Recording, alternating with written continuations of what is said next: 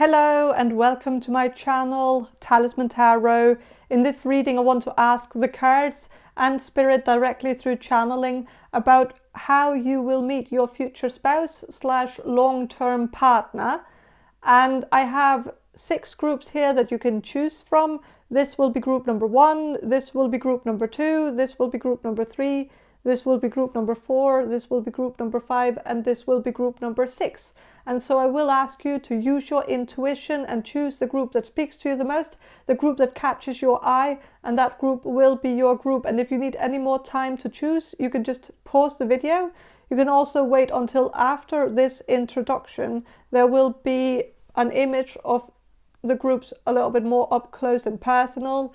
And so, yeah, you can also check that out. But when you know which group is your group, you can go down to the description box below and find the timestamp for your particular group and click on that, and your reading should appear in front of you.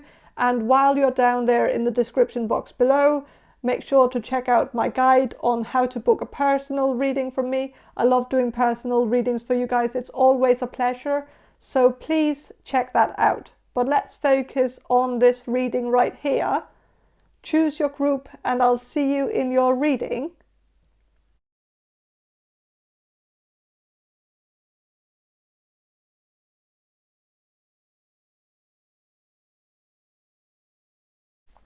Hello, group number 1. You chose this Tarot Cats tarot deck, and I'm going to start with some channeling and then I'm going to shuffle the cards for you.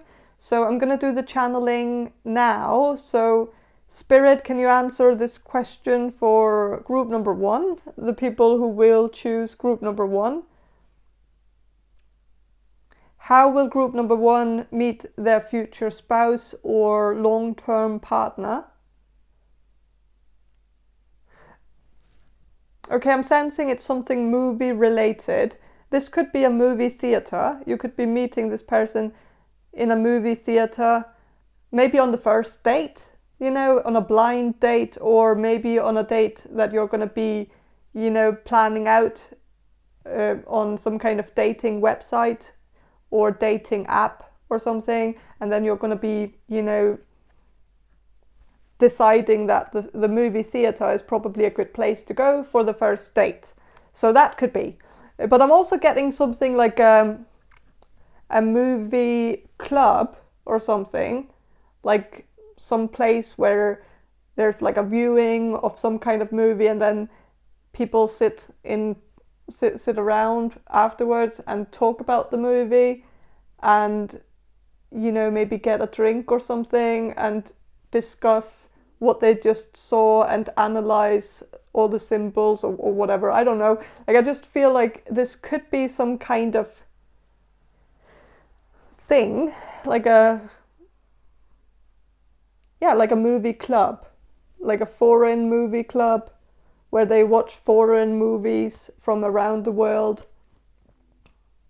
Or, you know, it could also be some kind of convention, like a movie convention, where they show appreciation to some kind of movie franchise. It could also be Comic-Con, I guess. Like, I'm just getting something movie related. If it's not the movies, if it's not going to a movie theater, I just feel like it's something where people come and discuss a movie.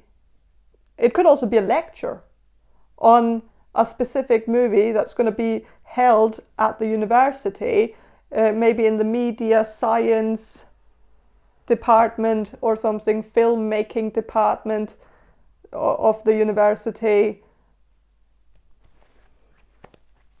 Could also have something to do with video editing.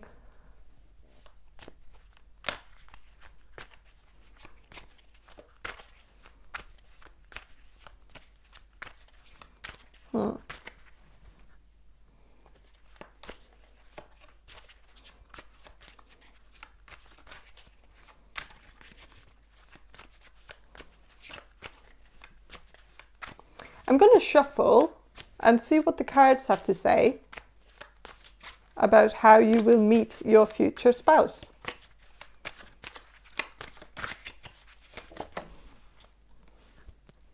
Okay, Three of Pentacles. It feels like there is some kind of element of entertainment here.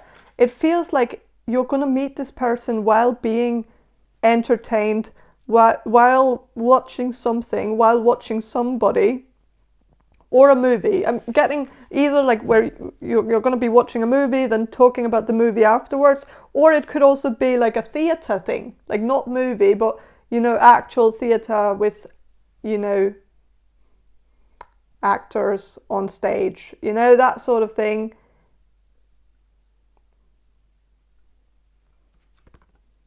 Could also be some kind of, you know,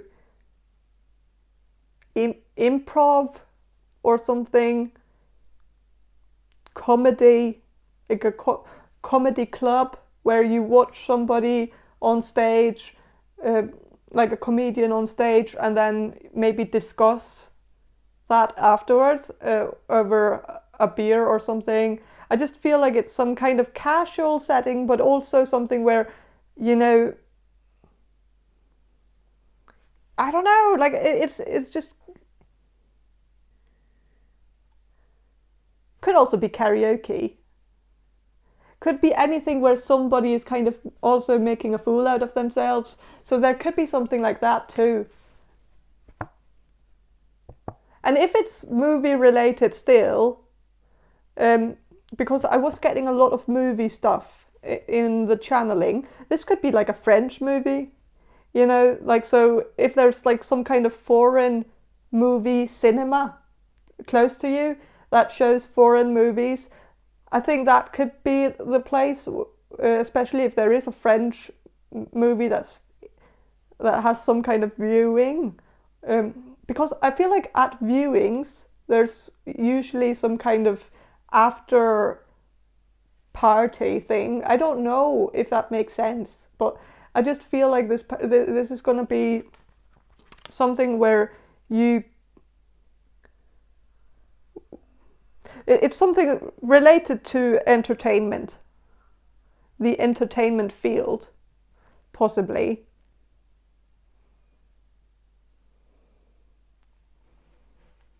But it's also like, you know, this person here is trying to make a fool out of themselves, but it's also like this person is just trying really hard to entertain and be very entertaining in front of these people, and it's a very tough crowd, you know, because these people behind this person, like, they're all kind of, you know, critical and being all like judgy and stuff. So it could be some kind of judgy thing where people sit around, watch a movie, and then criticize the shit out of it.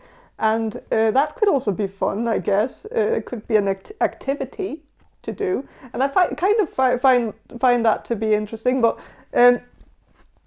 I don't know if that's going to be. I don't know if it's going to resonate with all of you. But of course, you could do that yourself. It doesn't have to be some kind of forum where people do that. Officially, like, it doesn't have to be a thing that people do like in plural. Like, it could just be you two. You're also plural, but you're a little bit less plural than, you know, these people here, because there are too many people. Like, there are a lot of other people on the card here, but, you know, it could be just you two, like you two going somewhere, watching something, and then afterwards you're gonna be making fun of it and being like, that was terrible, or like, that was a terrible movie, or that was a terrible comedian, and that person wasn't really funny and they shouldn't even be a comedian. And like, I don't know, like something where you're going to be judging it, but it's going to be fun because I think you're going to be on the same page, so you can be kind of bitchy together, and I think that's kind of beautiful, maybe. I don't know, like, I feel like it seems like you're going to have a lot in common. I think you're also going to be talking a lot when you meet this person the first time. It's going to be something where I feel like you're not going to want it to end, you know? You just want to keep talking. You just want to talk and talk and talk forever with this person, because it's just going to feel so free and so casual to talk to this person, and you're going to feel like it's, you know, you don't want to go home, you know, like you're gonna feel like you just want the night to never end, you know, like it's a beautiful thing.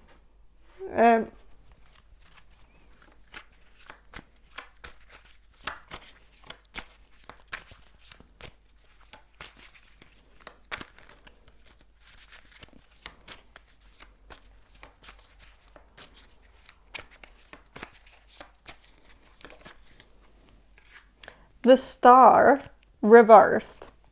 So you're going to meet this person when you least expect it. I know that's a cliche, but you know, when you meet this person, it's like you're not going to have a hope of finding love.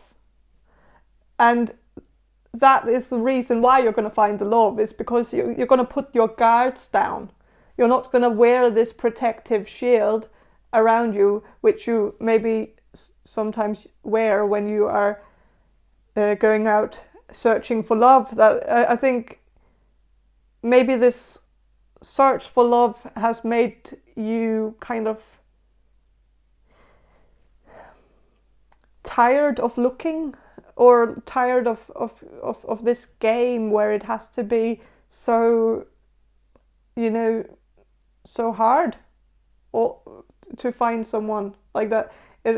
I feel like some of you have had, you know, a very frustrating dating history where you've maybe been on a lot of dates that didn't go very well, or dates where you felt like, you know, you had nothing in common with the person, and that, you know, the conversation just ended and it was hard to get the ball rolling, you know, like that it just didn't really feel right. But I feel like when you meet this person, it's going to feel right. It's going to feel different. And this is a new person, by the way. It's a new person that you have never met before. So, and I feel like that's, like, you're going to meet this person maybe while you're trying to distract yourself from something else, you know, either from a relationship or from dating someone terrible, or like you might even be on a date with someone that turns out terribly, and then you might stay for a while. Like maybe if you go on a date with someone, going to this, like this sounds crazy, but you know, you could go to a cinema date with someone, and then, you know, you could ditch that person because that person, you know, or you might part ways right afterwards, where you're feeling like this is like the chemistry is not there, and then, you know, right when you ditch that person, somebody else is going to swoop in and be like, you know, I've noticed you, and you know, you seem like a person I could hit it off with, or something, and it just feels like it's gonna be kind of like it's gonna be a surprise. So I feel like it can't really be a date like that you're gonna go out on a date with your future spouse, because that isn't a surprise. Like it wouldn't be a surprise, and you wouldn't have your guards down, because you would meet up on that date with the intention of finding love, and you would be like trying to force it, trying to ask this person questions, even though you can tell the chemistry is not there, but you will be like forcing it. But I feel like with this person you're not going to be forcing it. So I feel like what's gonna, like, somehow this is going to be like a distraction from the plan. It's going to be some kind of detour from the original plan. It's like you're going to meet this person when you spontaneously choose to do something else instead of what you already planned to do, you know, something like that. I don't know. I'm also getting that maybe this whole thing could be a distraction in itself, where maybe you're going to be sitting at home feeling a certain way about, like, either about a date that you had that was terrible, and then you're just going to decide to go and cheer yourself up by doing something, like maybe by going to a comedy club or something, just for, like, just because you're, you know, yeah, because you're tired of it all. And but I'm also getting something like, maybe you're going to be studying for an exam, and you're going to be so, you know, stressed out about the exam, and then maybe you're going to feel like, you know, you need a distraction because you're about to lose it, you know, like that you're really, really just getting really tired of reading the same things over and over again, and while you're trying to distract yourself by going out doing something fun, you're going to meet this person. And it's not going to be a very good timing, but it never is. It never is a good timing. I feel like, you know, it's definitely going to also come as some kind of distraction to something else that you're doing at the time.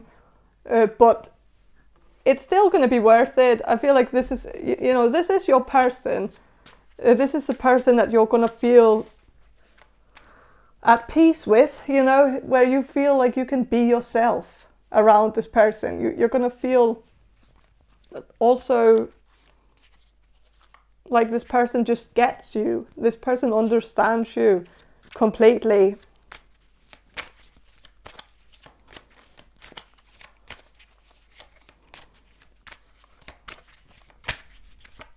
I'm going to shuffle a little bit more. The Magician reversed. So this is not somebody that you know already. You know, this is somebody new. The cards are not already on the table. Like the cards have not been dealt yet. You know, you are maybe wondering whether your future spouse is one of the cards that have previously been dealt to you, or like where you have had those cards on the table before. I feel like some of you are maybe hoping that, you know, that the person that you're gonna be with forever, like in the future, like your next long-term partner, future spouse, that you're hoping that it is a specific person from the past that you are still caught up with, that you're still hooked on. It's not that person. And, you know, also, why do you even want this person from your past? Because I don't really see this person being the best option for you, because this person was a little bit awkward to talk to. And I feel like you two didn't have that much in common. And I feel like it wasn't natural, it wasn't easy. Maybe you had a lot in common, but you couldn't articulate these things towards each other to the point where you could actually make it into a conversation piece. And if you can't do that, then there's really no point in having things in common if you can't talk about it. And I just feel like there is something that, I know this is very specific, it might not resonate with all of you, but I just feel like this person that you're thinking about at the moment, you need to get rid of that, or not get rid of it. That's a hard way to put it, but you know, you need to move on from this, because I think, like, when you meet your future spouse, this is going to feel right. This is going to feel like the person that you were always meant to be with. Everything is going to fall into place.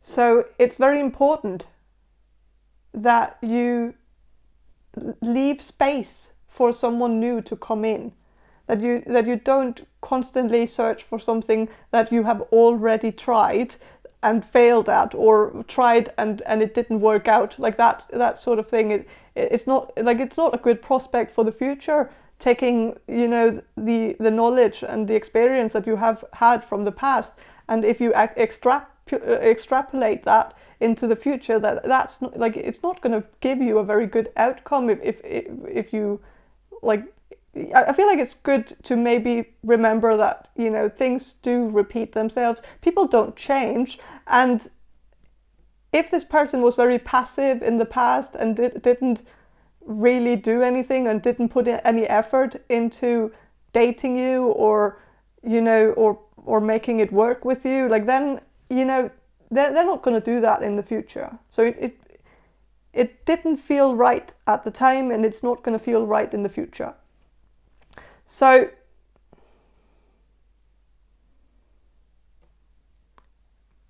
leave room for someone new to come in. And I think when this new person comes in, when you meet this new person, in comparison, the person that you have on your mind right now, they are gonna look like a very poor option in comparison to this person. Because when you meet this person, it's all just like, it's this person is a great person, this person is funny, this person is intelligent, this person is vibing with you in a way that it's just gonna feel different and beautiful. And I don't think you've had that feeling with the person from the past, that you just didn't want the night to end, where you just didn't want to part ways, you just didn't want things to stop, like the conversation, you just wanted to just carry on forever. Like, I don't think you felt that way with the person on your mind, the person from the past, because I felt like you were maybe also, like, it would have been awkward to keep that conversation going forever, like that feels like torture. So how would you want, like, I don't understand why you want this person to be your future spouse. It just doesn't make sense to me. But of course, sometimes it's not. Sometimes we have wishes, but maybe it's also just because you feel like that's the best option at the moment, out of the people that you have met in the past, and out of the people who are currently single, this person might be the only one who you can come up with as a decent option for you. And the thing is that there's maybe a reason why this person is single. I don't know, but, you know, that, yeah.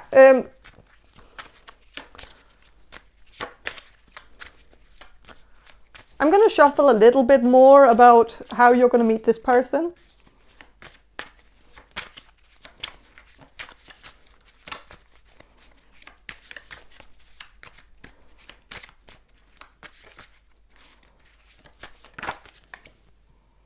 Ace of Pentacles.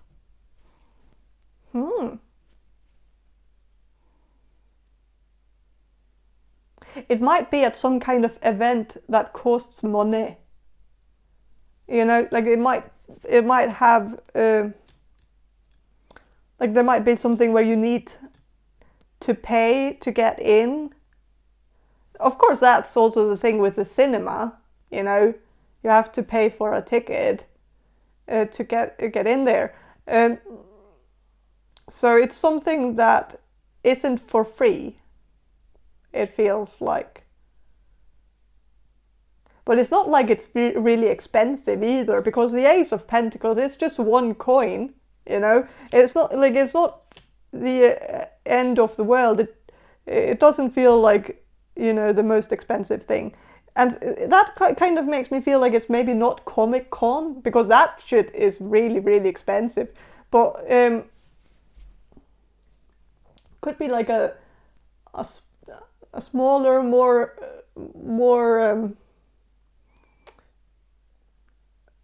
a smaller, less expensive version of Comic-Con. You know, it could be like some...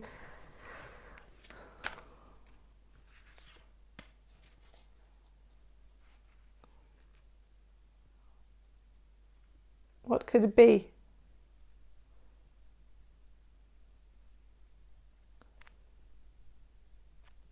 It's different for all of you, I feel like. So I'm not going to try to guess, but it feels to something related to a movie or a TV show.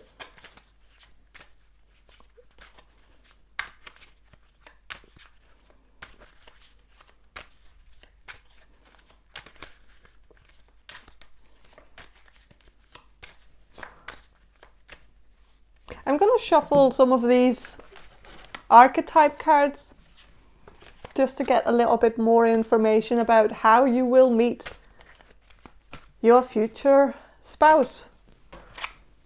Messiah. Okay. Serving humanity with humility. Of course, the Messiah, I don't know, like it could be something related to religion. You know, there are a lot of lectures at the university where they might analyze a movie using religion and, you know, paying attention to the religious symbols. I know this is very specific, so it's not going to resonate with all of you, but, you know, there are a lot of religious themes, for instance, in Star Wars. You know, you could easily make a whole lecture about the different religious themes that are played out in Star Wars. You know, it could be something like that. It feels like something that, you know, like it could be anything. Like it could be...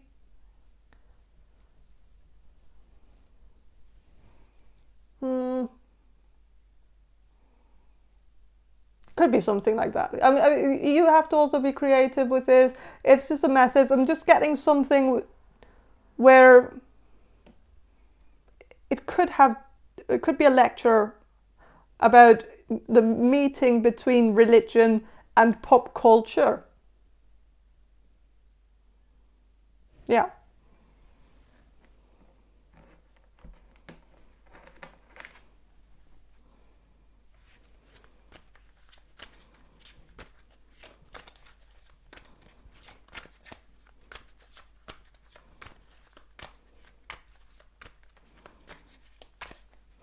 I'm going to shuffle some of these Gypsy Oracle cards to get a little bit more information about, yeah, where will you meet this person? Like,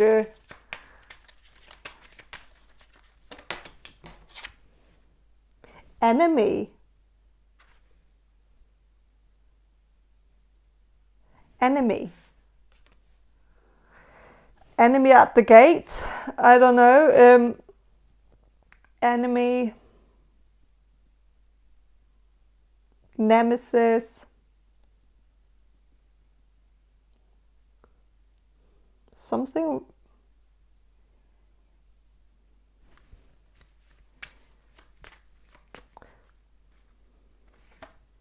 Yeah, it could be a...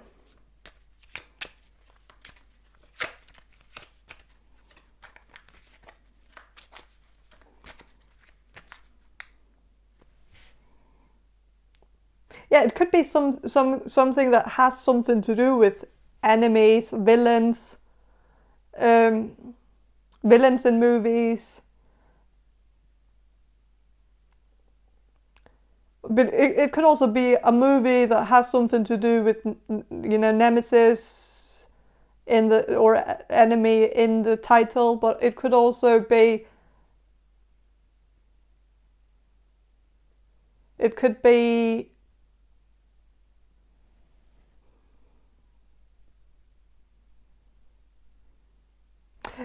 that the place has something to do with enemy, or is a place that used to be... Oh, it could also be Judas, you know, it could be a lecture about Judas, you know.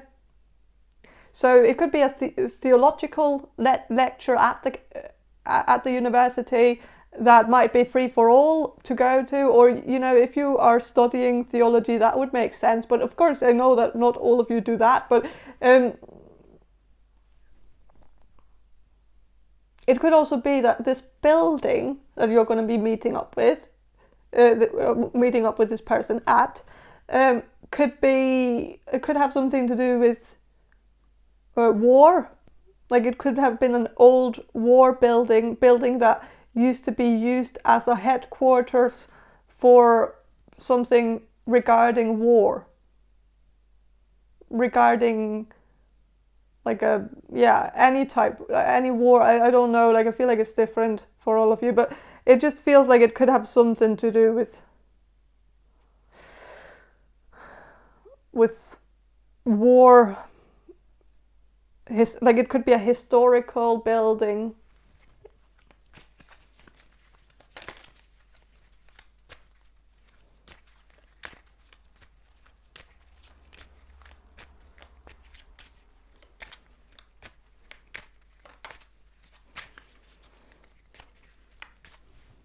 I'm also getting Judas Priest here, but, you know, that's like stretching it, maybe. I'm not sure, because there's the Messiah and the enemy. I feel like it makes sense, but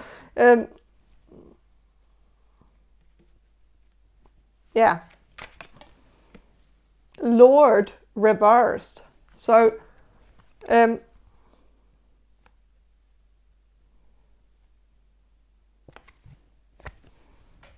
this card here, it's not the Lord, it's just a Lord, but it could still be that, you know,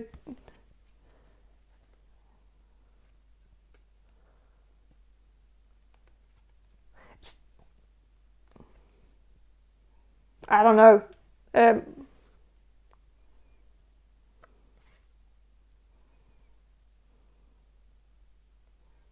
Could also be something regarding music. You know, like, I feel like if it has something to do with music, I just feel like it could be something to do with musical theory, like music therapy, music theory, not necessarily music in terms of like a concert, but more in like some kind of analysis of the music, or analysis of music that was used in some movie, analysis of like the symphony used in certain movies, or it could be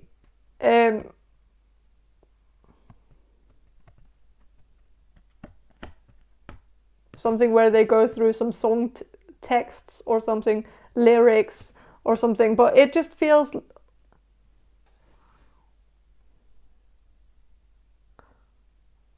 a little, I don't know, but also with this being the Grand Seigneur, the Grand Seigneur reversed, this person could possibly not be that tall, but that doesn't matter. I don't think you're very tall either. So, of course, maybe some of you are, but I just feel like it's not because this is going to be so much of a mismatch, you know. And I feel like the people, like especially the men who don't have the height working for them, they have, like, they've known since they were very young that, you know, they had to, you know, make their personality pop so that people pay attention to that instead of their height, you know. So sometimes it's a good thing, because it means that they have made more effort into figuring out who they are and figuring out how to present themselves in a way that you know, makes people like them. But I feel like also this person has developed a very good sense of humor, because this person has been relying on humor as their way to make people like them. So, you know, there are pros and cons to everything. I feel like this person is a funny person. I feel like they definitely have like a good sense of humor. Also very good at, you know, seeing something comical out of anything, you know.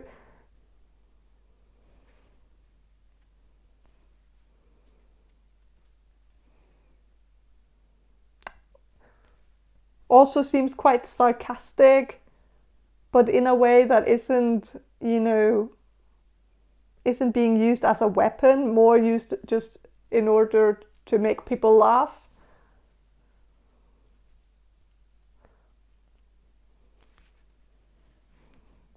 So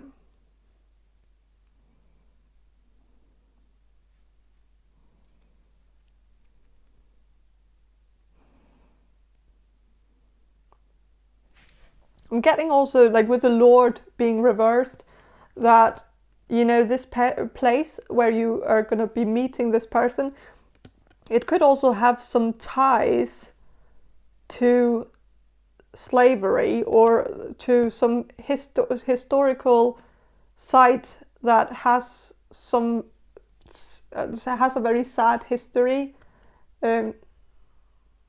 regarding slaves. Could be.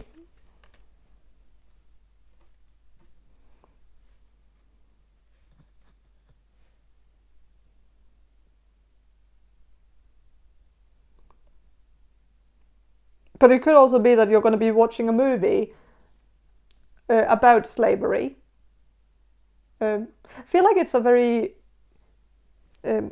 heavy theme, and I was getting that for many of you, you're probably going to be watching something a little bit lighter. But I'm not sure. I feel like it's very different. So it's different for all of you. So I'm not going to go into detail with it too much. I'm just going to end the reading here.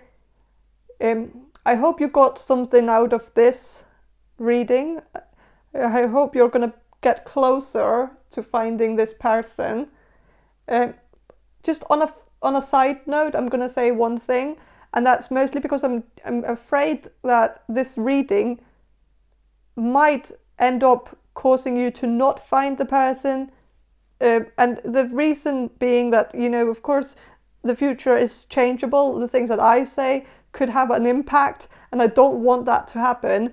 But I was getting something earlier in the reading that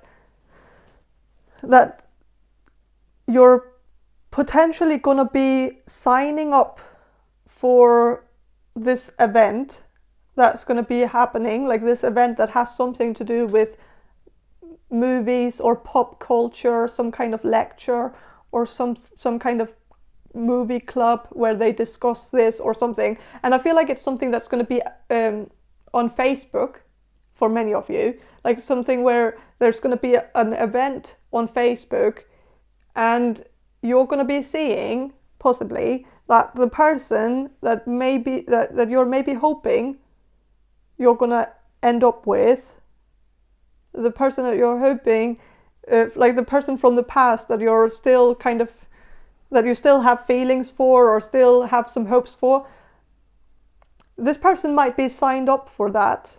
And that might be the only reason why you're going to be going there in the first place.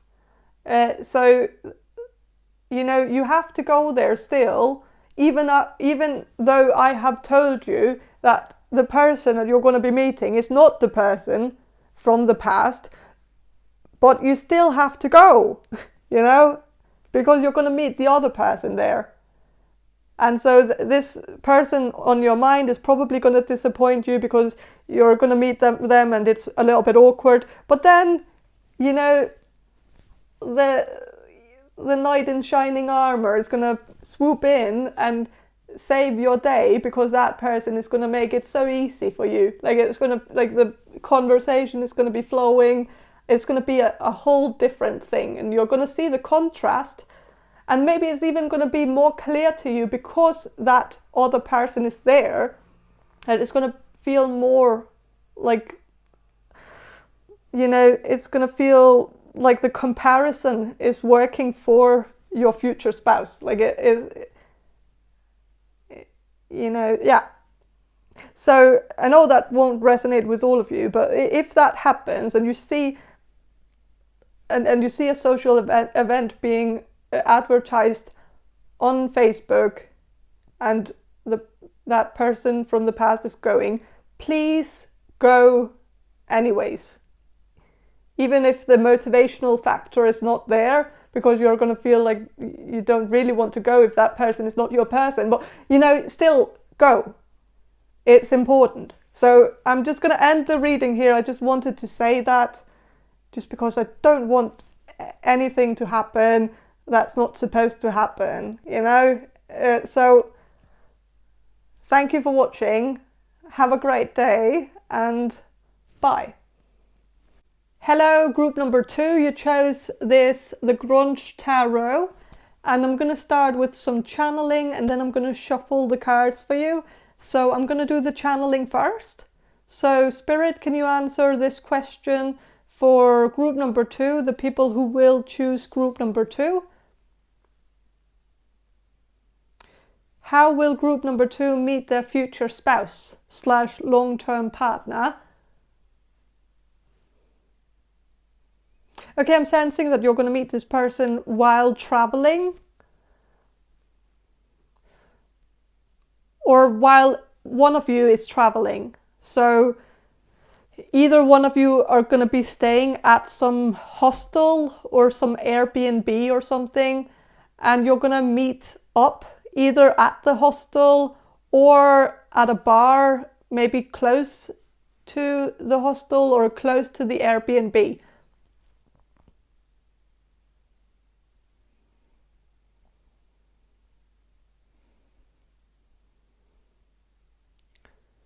And I'm sensing that maybe both of you are going to be staying at the same hostel, and maybe both of you are going to be traveling alone.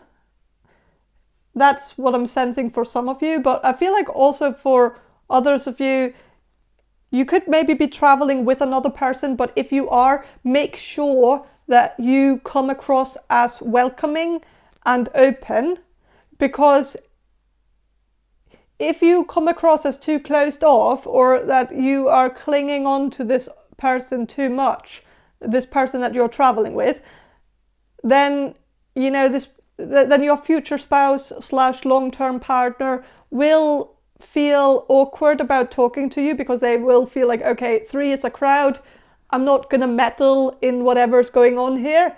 I'm just going to stay out of it. And, you know, it's going to feel awkward for them to kind of wiggle themselves in the gap between you two. Like they will feel like they are, you know,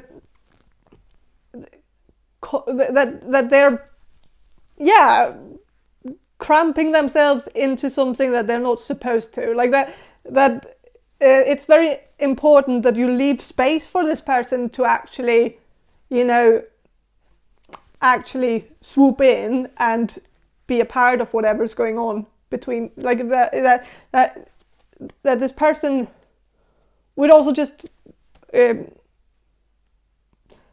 would rather talk to somebody who seems like they actually want others to talk to them. So I think that's just a very good start, is to come across as welcoming, and maybe also look around, you know, try to get eye contact with other people around the bar, if it's a bar, you know.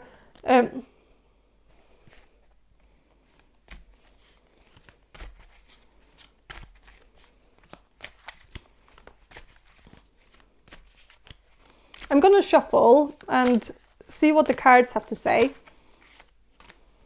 I'm also sensing that either one of you could be a local, you know, so you could be a local, and this person could be the one traveling to your city, and so you might meet this person, you know, while you're just out at the bar with some friends or something, and then you're going to meet up with this person who is either traveling or studying abroad, or yeah, an exchange student of some kind, this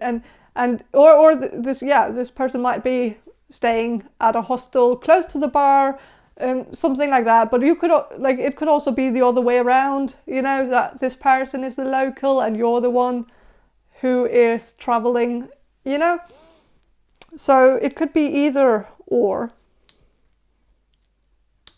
but the common denominator is definitely travel.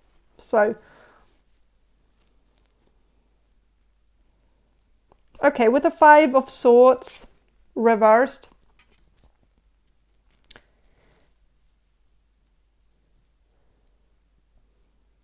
okay, so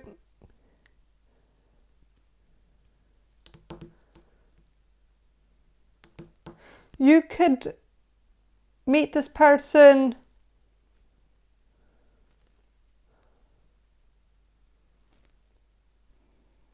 kind of late at night.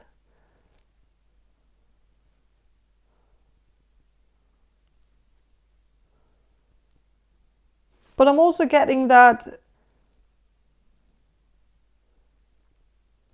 even if you're going to meet this person late at night, like at 3 in the morning or something, even if you're going to meet this person at that time, don't think that this person is just one of those who are only hitting on you because it's getting late and they are desperate and they are, you know, trying to find somebody as quick as possible so that they can get with them and have sex, you know.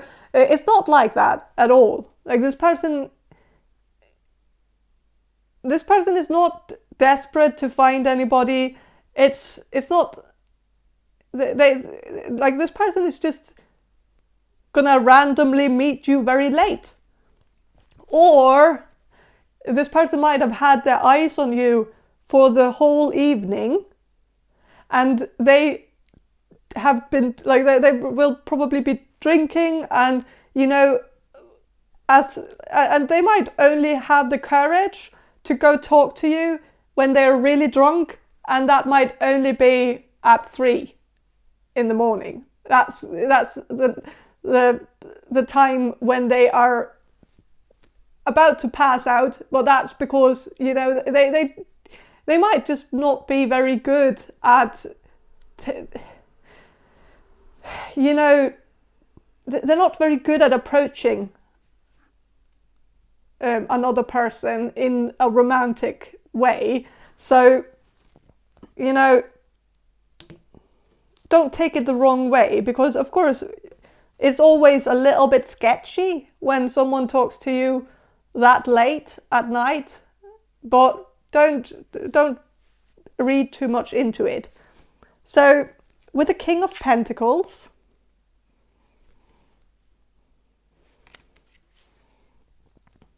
you know,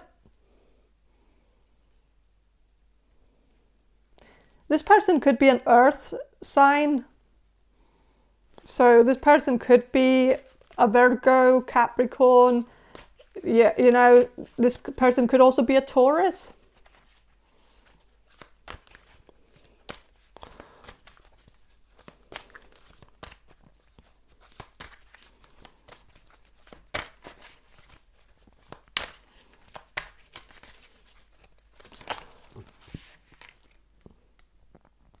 Okay, with the Five of Cups reversed,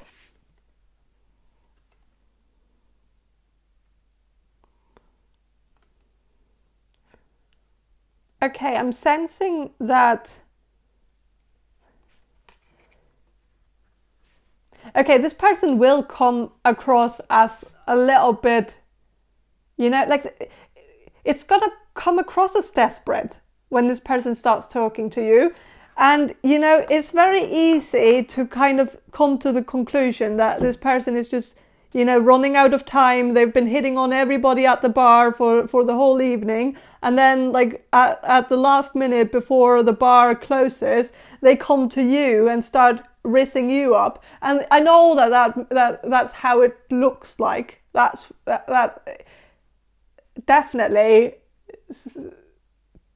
you know, seems that way. But it's not, because this person, you know,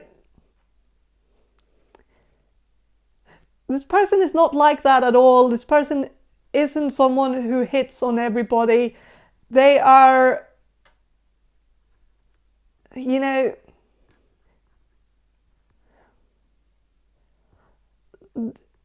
I am really getting this feeling that this person will have this, that they've wanted to talk to you for a long time, and then suddenly, you know, the opportunity presents itself, and he's gonna take it. He or she is gonna take it, like, right at that time. But it could also be that if you're with somebody else, going to town with somebody else, with a friend of yours or something, and, you know, if that friend is all over you for the whole evening, and then right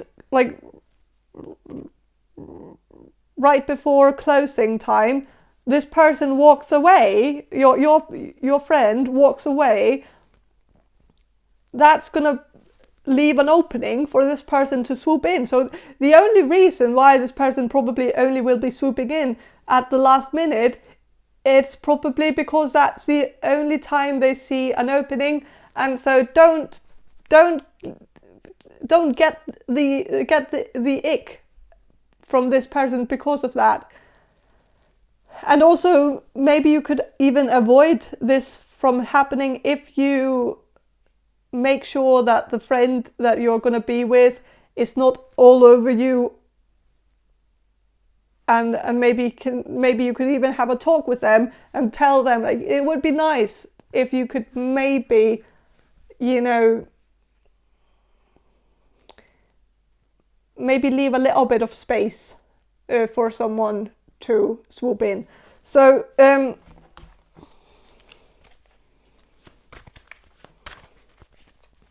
so how will you meet your future spouse?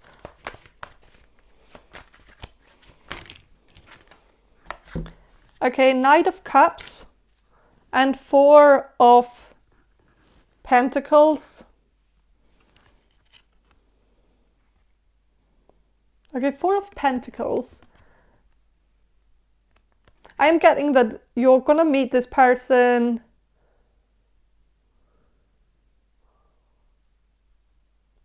while you're studying or they are studying. So maybe this person is an exchange student, or this person might be studying abroad, which is the same thing. But, you know, I'm not sure if it's completely the same thing, but it doesn't matter.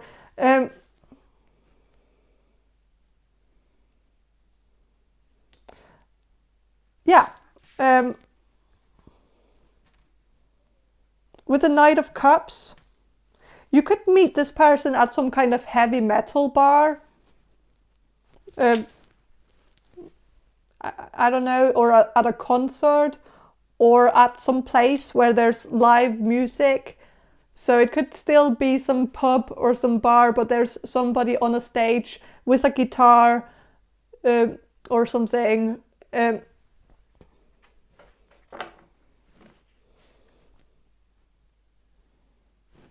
I'm going to shuffle some of these Gypsy Oracle, no, sorry, these Archetype cards. So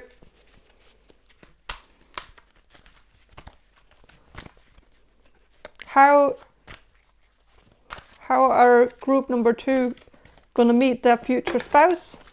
Okay, that's a little bit too many cards.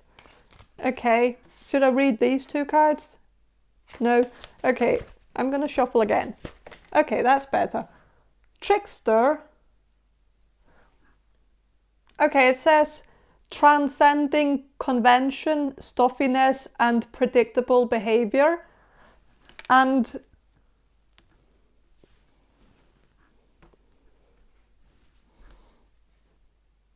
yeah, I think this person is not very stuffy. I think this person is a very unconventional person, very alternative in the way that they perceive the world and how they want to live. I think this person also sees the world as their oyster. I think this person is somebody who takes every opportunity that they can take, you know. And I think this person is also very adventurous, very, you know, that's also why they're traveling, you know, that's why they're studying abroad. It's because they want an adventure, And I feel like this is actually going to be very much in alignment with you. I think you're also someone who is very adventurous, and I think you're someone who also would thrive in this person's company, because in this person's company, like, no days are the same. There's always something new happening. This person is very good at seizing the day, and I think maybe you need this because I think even though maybe you think you're someone who wants convention, maybe you think you want a traditional life.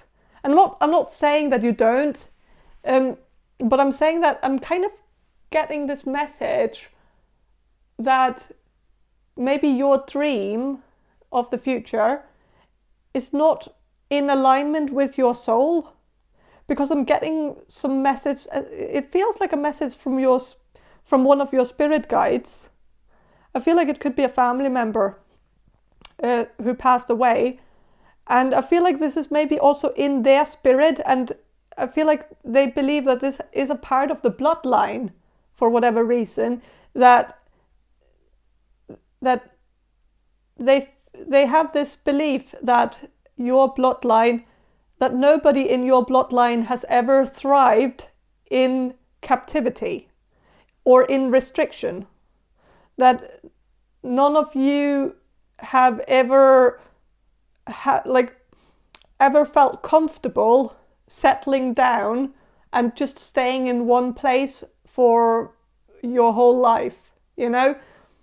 That it seems like a family curse in a way, but also a family blessing, that there seems to always be like a 2-year thing. Like after 2 years of staying in the same place, it's like you get this itch that you just want to experience something new, that you don't like being here anymore. That also, if you are staying in a small town, or if you're going to be staying in a small town in the future because you think that's what you want, or because you feel like that's the dream, to live on the countryside in a small cabin in the woods, I don't know, but if you feel like you can kind of see yourself living this harmonious life in touch with nature, you know, and having children and being all,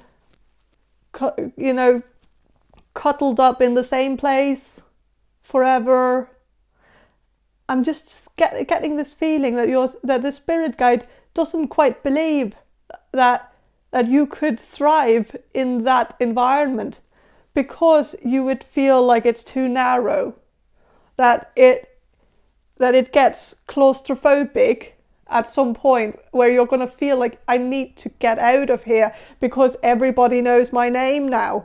Like when I go to the grocery store, everybody knows who I am and everybody wants to talk to me, and that it might end up getting to a point where you're going to feel like, you know, you can't go anywhere and just be you and just be yourself and just feel anonymous and feel like you can breathe because everybody knows your name and that sort of thing. That maybe that's not your deal. Maybe that's not the bloodlines,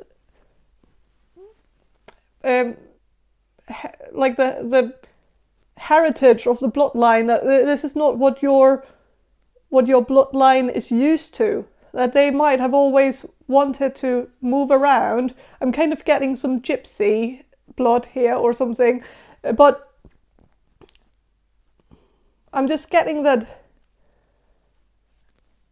for whatever reason, I think you have a dream, but one of your spirit guides want you to think about this and maybe try to envision a life like this. Try to picture it in front of you. And if you still feel like, okay, I can see myself living this life, I'm not sure I can see the problem here, because, you know, that sounds like a beautiful life. Like if you feel that way, then, you know, maybe the spirit guide is wrong. Like maybe they are just using their own experience, like what they experience, and kind of projecting it onto you. And so maybe it's not something that you should necessarily embrace as the guidance for you, even if this person is trying to guide you in the other direction and having a more nomadic lifestyle. Then you can choose. But if you choose to embrace this love story, I feel like you're going to be having a nomadic lifestyle. I feel like this person is probably working towards becoming a digital nomad. And if you're on board with this, if you could see yourself in this, I think this is going to be beautiful. You're going to feel like a plant that can't, like, because a plant can't grow in restriction and in captivity, and so the only way to get a plant to grow is to set it free. Set it into some kind of limitless existence where everything is possible. And I think you would actually be quite happy with this person. You would have a happy life. It would just not be the life that you're currently dreaming of for yourself. And so, yeah. Because it's unpredictable, it is something that's very spontaneous. It's not something that is structured or planned out or organized in any way. It would be something where every day is different and you can't expect anything because everything can happen. And so it's very hard to make a structured lifestyle in this mindset. And I feel like for many of you, you're actually not very good with structure. But maybe you feel like you want that because you've never had that. So you feel like you need to have structure. You want this life where everything is a little bit more organized, more traditional, more boxy, squared thinking. And maybe you feel like that would be safe in some way. That would feel like, you could have this feeling of security. And that's true though. Like, it would be it would give you a feeling of security. But the problem is that, if you live this structured life, you're also going to be in charge of maintaining the structure yourself. Together with the other person, obviously. But, and if you are not somebody who has ever maintained structure, how are you expecting yourself to maintain this structure? And is there anything wrong with living an unstructured life? Is it just because you've always been told that structure is good, structure is needed, we all need structure, because that's what we've always been told by people, and this is, this is maybe not true for you. Maybe this is not how you're going to thrive. Maybe you're more, you're swimming a little bit more in the ocean, just taking, I feel like, I don't know.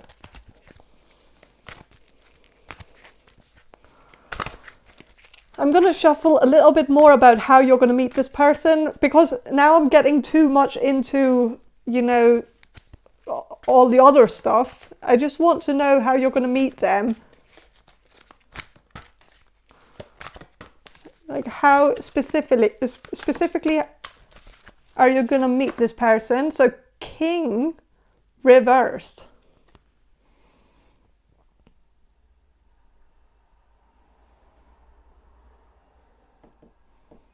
Okay, it says excessive feelings of entitlement, rulership without restraint.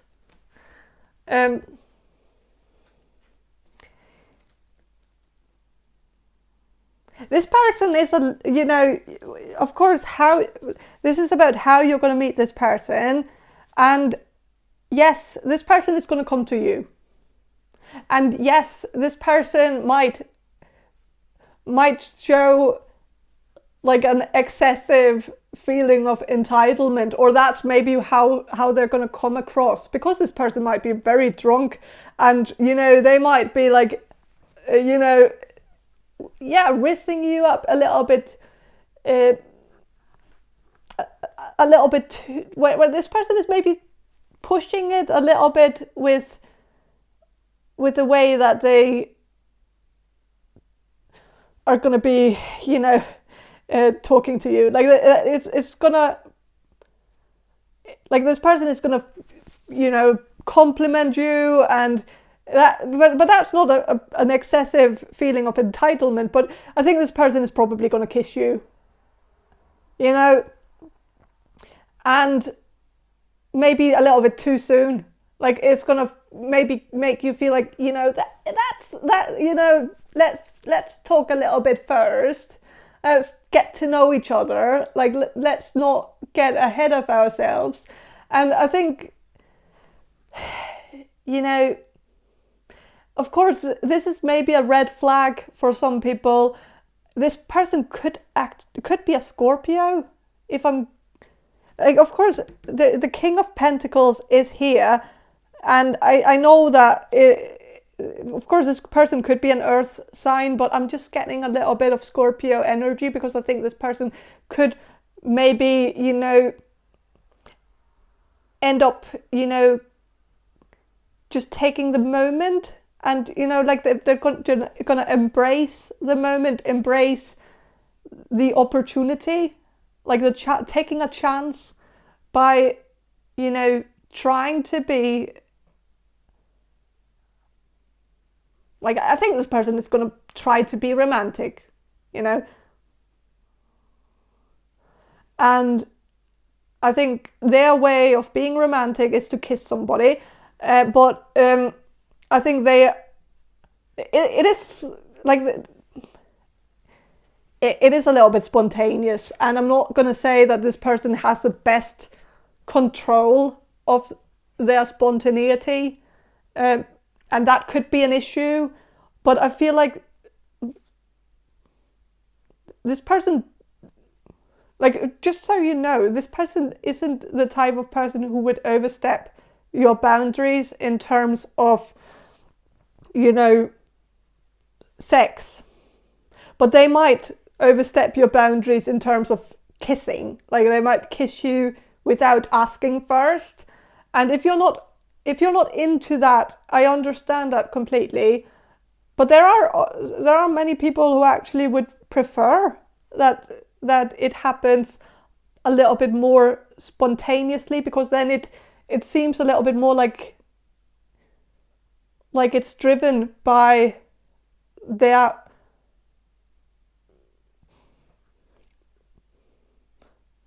sexual attraction to you, and that it's flattering in some way, that it is a compliment that somebody is so into you that they can't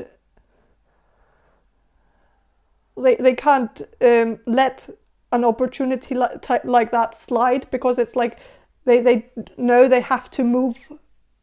They have to move quickly. They have to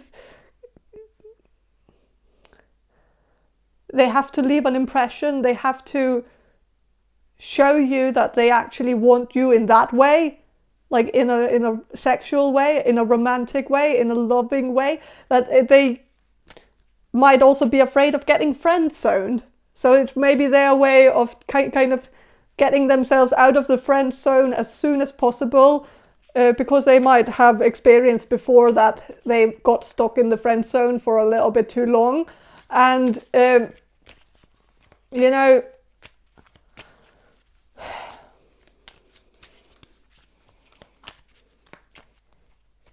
I'm still gonna feel, because this is gonna be the only reason why I'm rooting for this person is because I know that if you actually embrace this person, if you give this person a chance, I think you're gonna have a very happy relationship with this person, where you're going to feel like this person is passionate about you, passionate about being with you. And there's going to be a lot of that passion shining through. This person could be like, could be Italian or something. Like I just feel a little bit of that vibe, because I think this person is very passionate. Of course, I don't know this person's nationality, and I'm not gonna get fixated on one, because it could be any, like this person could be just European. I don't know. Like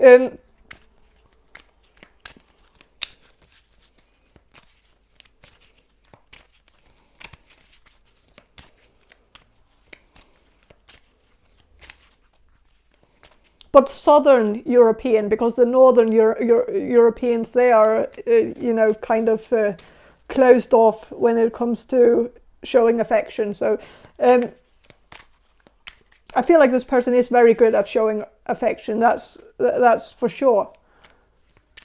And I feel like that could also be a very good thing in a relationship, because like that, it is passion, it's devotion, it's,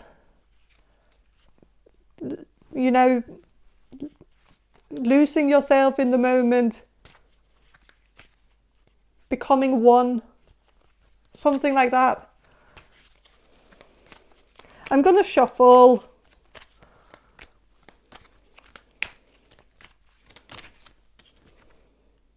wife. So this is your wifey, or this is your hubby, or like this. Of course, yeah, that goes without saying. That's what the reading is all about. This is your future spouse. But also just remember that, you know, even if this person comes across as somebody who's never gonna commit to you, they just can't commit to a place. That's where they need the freedom. They don't need freedom in a relationship. They don't need to have other options for them to hop onto. You know, they don't, like this person wouldn't thrive in a polyamorous relationship, but they do have a hard time committing to one place, which you actually also do. Without, like, I'm not going to assume too much about you in case you don't see yourself in this at all. I get that, but I don't think you can commit to one place either. I think you have, like, maybe also, like, if you feel like I'm so wrong about this, like, maybe look back at your track record. I know this is a big assumption that I'm making right now, and I'm gonna look like an idiot if I'm wrong about this, but I just feel like you have moved around quite a bit in your life. So if we have to extrapolate and, you know, take the pattern of the past and move that pattern into the future, of course we can all break the pattern, we can all break the cycle. We don't have to continue doing the same thing over and over again, especially if we don't like it. But maybe you are a person who also can't commit to a place. Maybe you like to move around. Maybe you like to explore new environments, new people, new opportunities, and you could do that with this person.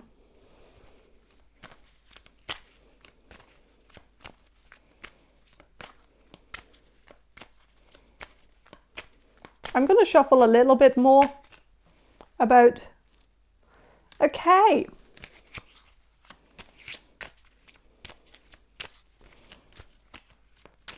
Okay, so the thing is that these two cards don't add up, but I guess with the love the love card is reversed, but the wife card is here. So you're going to be, and this is your future spouse. And there's a lot of passion here. And I'm sensing this passion so much. It might be hard to match up with this. I don't think this is actually their energy at all. I think it's yours. And I'm kind of worried about saying this because I don't really want to. I'm gonna say it anyways, but I think it's gonna be hard to match up with their passion for you. That maybe sometimes you're gonna feel like this person has more feelings for you than you do for them. And if this is how you have always been, like if that has always been you in a relationship, that you've always been in relationships where you felt like, you know, you couldn't really match their excitement, and that it was a little bit awkward because maybe they were complimenting you all the time and you didn't really compliment them back, but it wasn't because you didn't like them, but it just was because, you know, you never really, like maybe that was just a detachment from your feelings. And maybe this is how you are. This is very mean, like I don't know, but this is actually how I am too. So of course you could say that I'm projecting or whatever, but I'm the same way. I have never been in a relationship where I have felt like I could match up with the feelings of the other person. I've never been able to match up with the sexual energy that the other person brought to the table.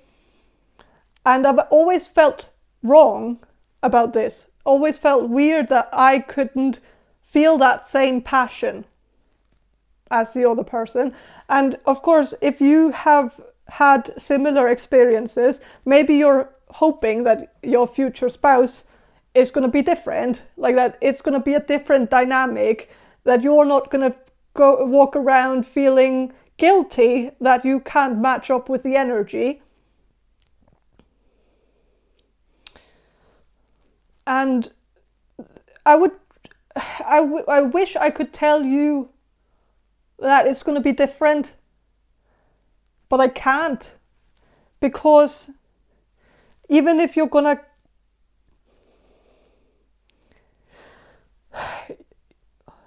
to be in a relationship with this person, you're going to feel happy with them. And you're, like with the wife card here, there's also a child on this person's lap. And so I think you could even have a child with this person and, you know, have that family life with them, where maybe sometimes they have to, you know, go traveling just because they have an itch to have, and maybe you're kind of going to be moving around with the kid, and maybe that's also something that you're going to be guilty about, that maybe you're putting the child in harm's way by moving them all over the globe.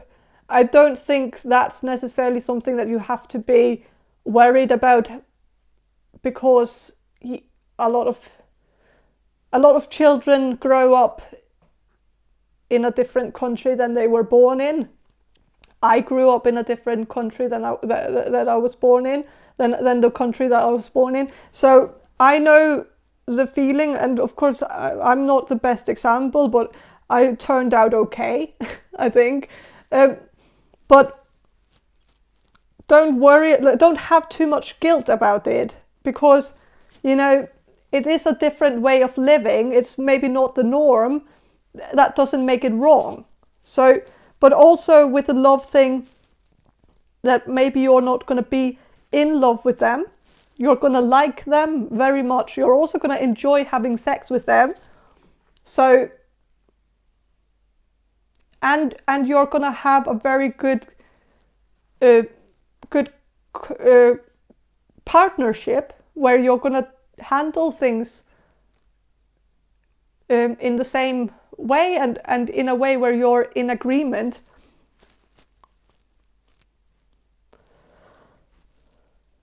You're not always going to match up with their energy. They will not expect you to. And this is the thing, that you could have this relationship even if you are, even if you're not the type of person who falls in love, and even if this person is someone who falls head over heels in love with you, like, I know it doesn't sound fair, and it's maybe something that you're going to feel very bad about. The key to this, I think, is communication, and making sure that there is some kind of expectation adjustment, so that they don't expect more from you than you can deliver. And I think, in a way, this person won't mind this. Because I think the deeper connection they have with you, it's going to mean more to them than you showing the same passion towards them in a romantic sense. Like, that's not going to bother them, and they don't care if they have to take initiative. It doesn't bother them. It might bother them if you're always angry with them for taking initiative or something like that. If you never want to have sex with them and they always want to have sex with you, it's going to maybe make them tired of the arrangement at some point, where they're going to feel like, okay, but I don't think that's actually going to be the case, because I'm actually sensing that you're going to enjoy having sex with them. They're very good in bed. So it's just when it comes to tenderness, or, completely giving yourself over, it might be trust issues. It might be something where you're a little bit walled up to the point where it's hard for you to get there, and maybe you will get there someday, but even if you don't, it's not that big of a deal. This person understands. Like, this person also feels like it's maybe even a little bit exciting, that it's a little bit of a challenge, because I don't think this person likes to have it too easy either. So, don't sweat it. But I do think this is going to be a very meaningful connection to you and to them. So don't be worried that you're going to be settling for someone that you don't love, because I think you're going to love them, you're just not going to be in love with them. I don't know if that makes sense. But again, like, if you've never been in love, maybe that's just not something, like, that might not be an emotion that's in your range of emotions. It might not be a state that you can get to, because it might just be lost. I hate to say that, but I feel like that the same way about me, about myself. I feel like this in love business, I have never tried it, and I don't think I ever will, and that's okay.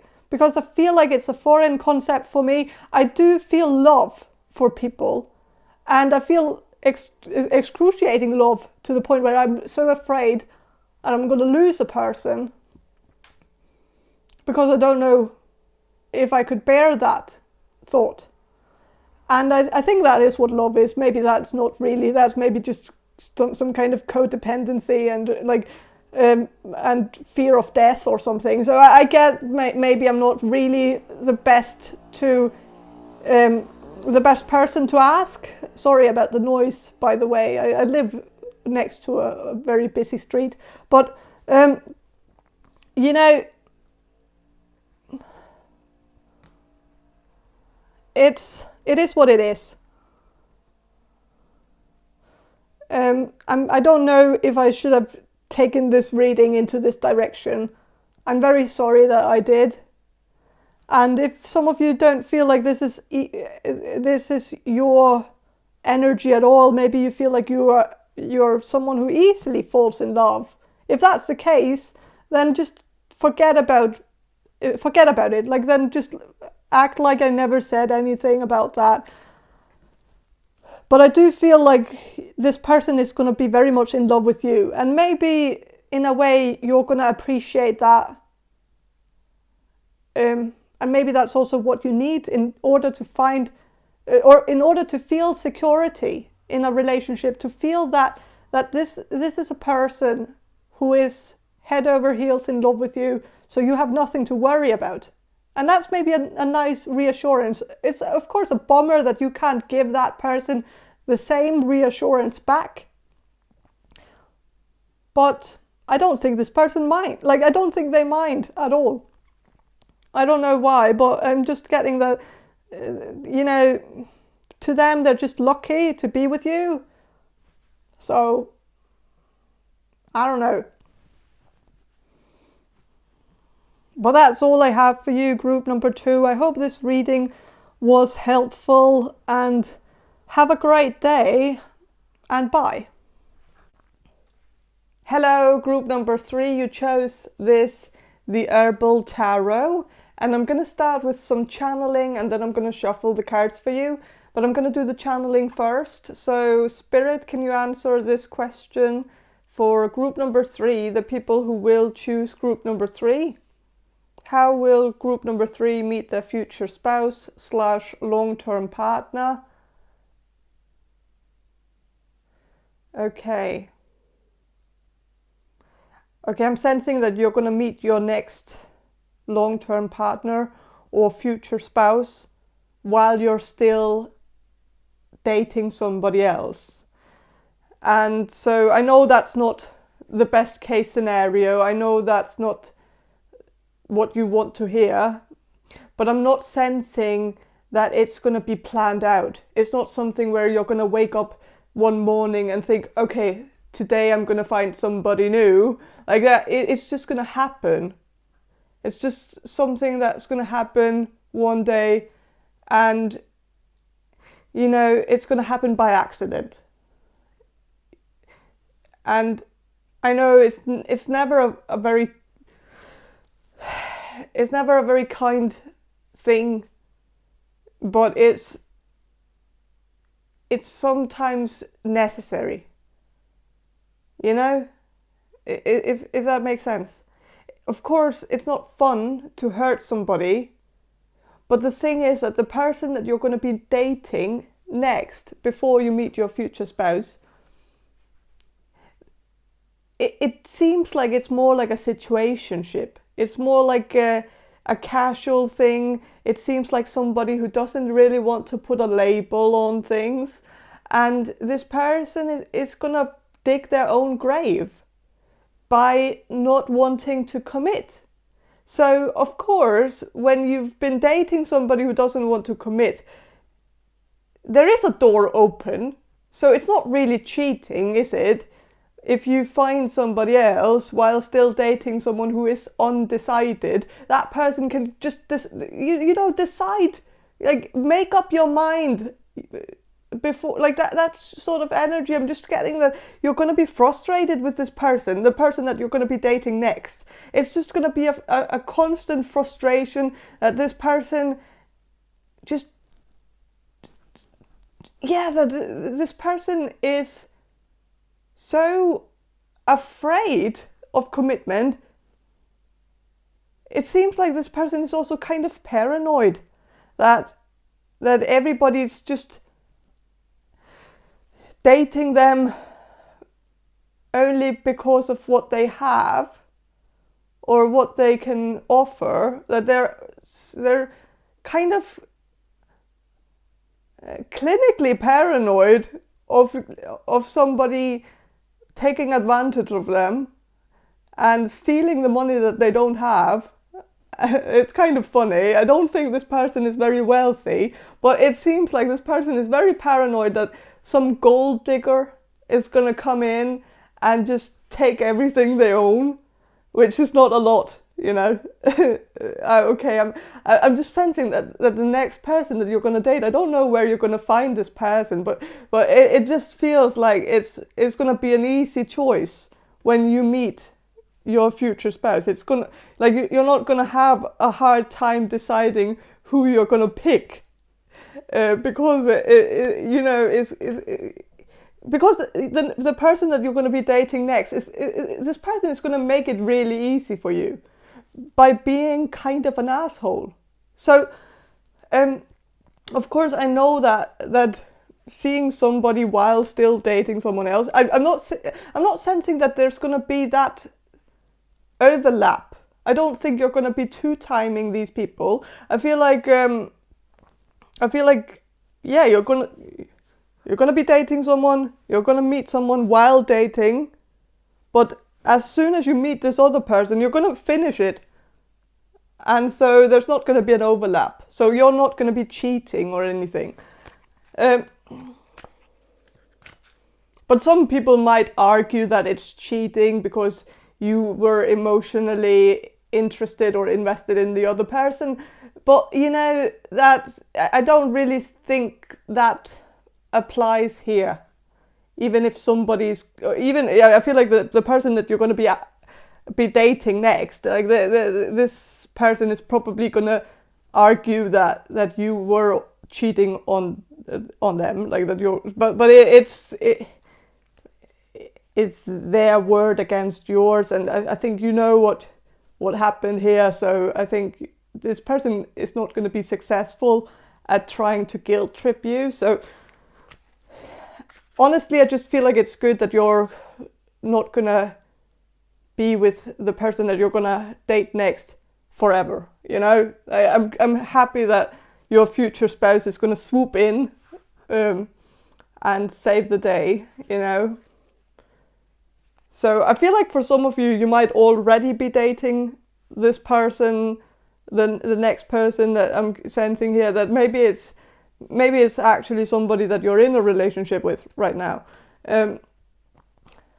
I'm sensing that just for sake of knowing which one is not your future spouse, I'm sensing that that the person that you're going to trade in for your future spouse this person is, yeah, someone who's very possessive of their belongings, very frugal, very afraid of losing money, very afraid of people taking advantage, someone who doesn't want to drive anybody anywhere because they're afraid that people are just using them. This is someone who has a car, but doesn't have a lot other than that. But it seems like the car is a very proud possession of theirs. It seems like this person is somebody who could have pictures of their car on their Facebook page, on their Facebook account. They might even have a profile picture of them in front of their car, or just a profile picture of their car. You know. I don't know how you're gonna fall in love with this person, because I feel like well, I'm not gonna.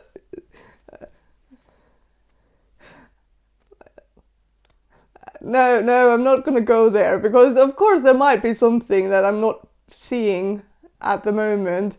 That there might be some good sides to this person, but I just feel like this person is overly braggy about, especially their car, possibly their job as well, and like if they have something else like a house or something, they are very keen on talking about that, because it's like their possessions, their belongings, it's such a big part of them that they it's kind of, almost make it their personality. Maybe it's something that they have only to compensate for their lack of personality.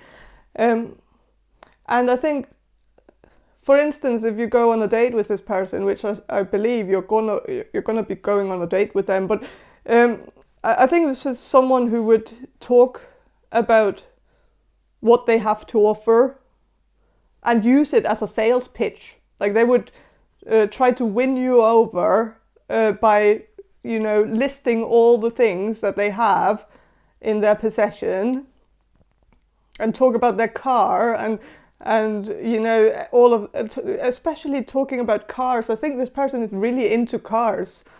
And then when you actually start dating this person, after they have made this big sales pitch, they start feeling paranoid that what if you're only with them because of what they have to offer you and not because of their personality, which is kind of funny because they don't have one. They don't have a personality. That's why they put all this other stuff on display. It's, you know, so, you know, if they didn't want you to choose them for their belongings, they really shouldn't be using that as a sales pitch. You know, it's kind of like writing something on your resume, and then when you get the job, you're offended that you're asked to do the things that you put on your resume, like that sort of thing.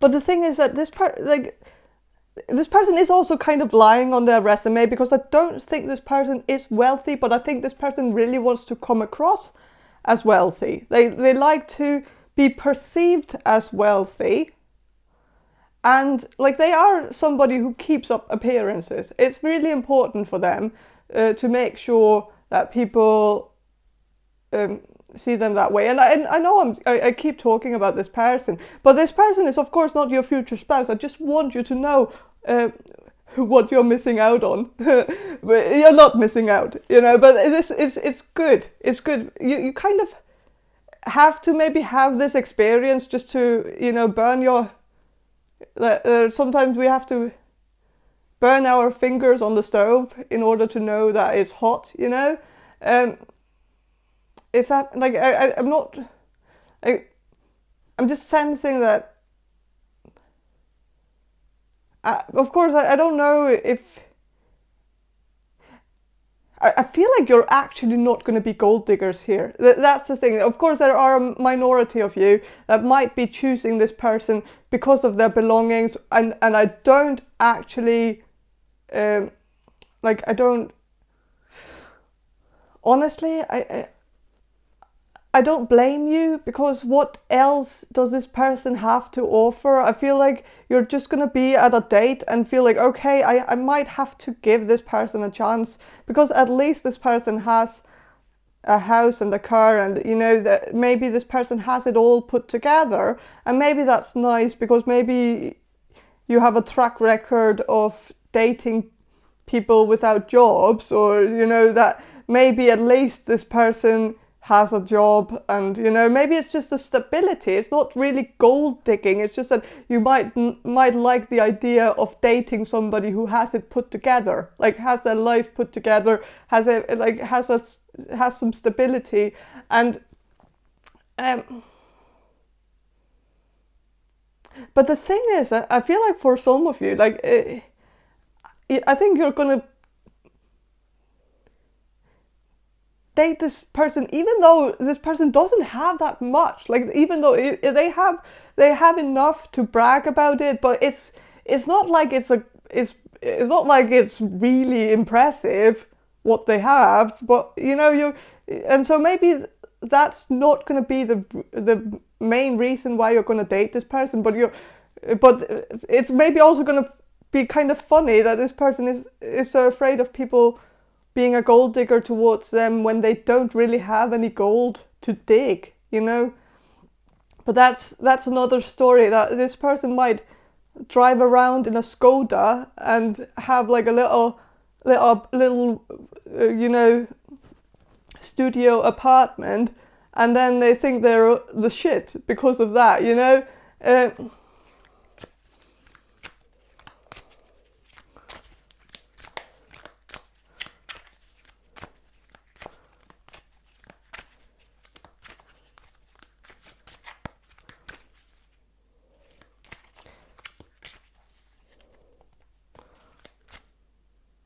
But yeah, I think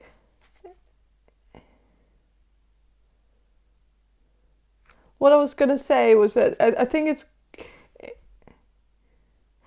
the thing about burning your fingers on the stove. I feel like that was not really hitting the nail on the head here.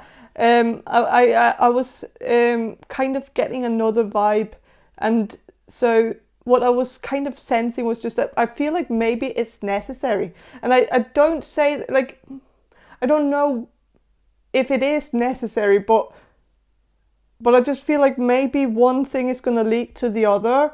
That maybe you have to date this useless piece of shit in order to find your future spouse. I'm not sensing that it's necessarily a rule of thumb here, but I feel like maybe you're gonna feel like you have to date this person because you don't want to be picky. And I kind of understand that. And maybe somebody's going to set you up with this person. So maybe it's going to be a blind date that you're going to go on. And you're maybe going to feel like, okay, I have to give this person a chance because your friend set you up with them. And so maybe you just don't want your friend to think you're super picky or that you're ungrateful for this matchup that they made. But you know, still, it feels like a very thin reasoning to date somebody, you know.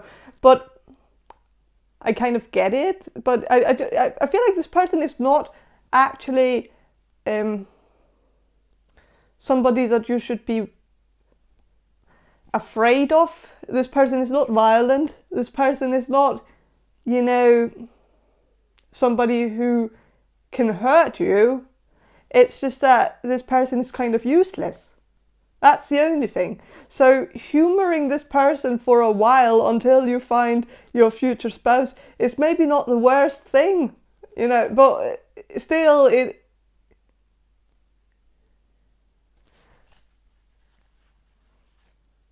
of course, if you could maybe take that person out of the equation and just, you know, go directly to your future spouse, that would be the perfect way to do it. But I'm not sure if the universe is going to allow that to happen, because sometimes there are some bumps in the road that we kind of have to drive over them, because that's the only way to get to our destination. I don't know.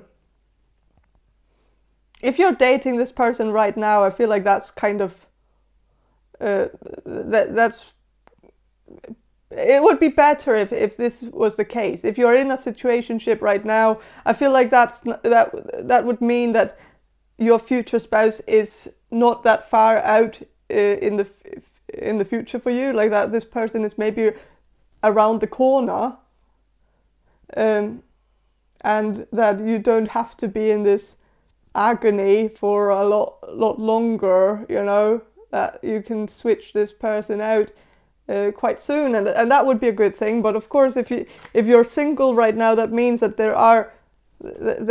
is a person that you're gonna have to overcome in order to find your person. I don't know if that's a good message. It's probably not. It's probably not the message you want to hear.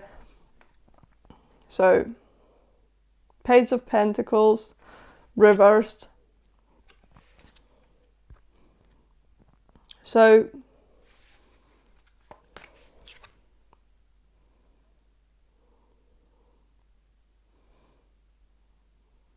it says blue flag. That's the flower here, or the plant here. It's a flower. It's a blue flag. So we have the red flag and the green flag. I've not yet met a blue flag. I guess a blue flag would be somewhere in the middle. You know, I feel like the person that you're going to be dating next, you know, he's not a red flag. He or she is not a red flag. So don't be so worried about this. It's just that this person, I feel like it's not even somebody that you're going to be dating for that long. You know, it's just a hurdle on the way, you know, and yeah, this person just has, this person's just not for you, you know, it's not a good match for you. This person is kind of boring. This person doesn't really understand your jokes. This person is somebody who would even leave you hanging if you made a joke. They would be like, what do you mean? What's the funny part? I don't get it. You know, instead of just, you know, laughing, just fake laughing, you know, that would be the courtesy, I guess. But I think this person is just somebody who it was kind of boring.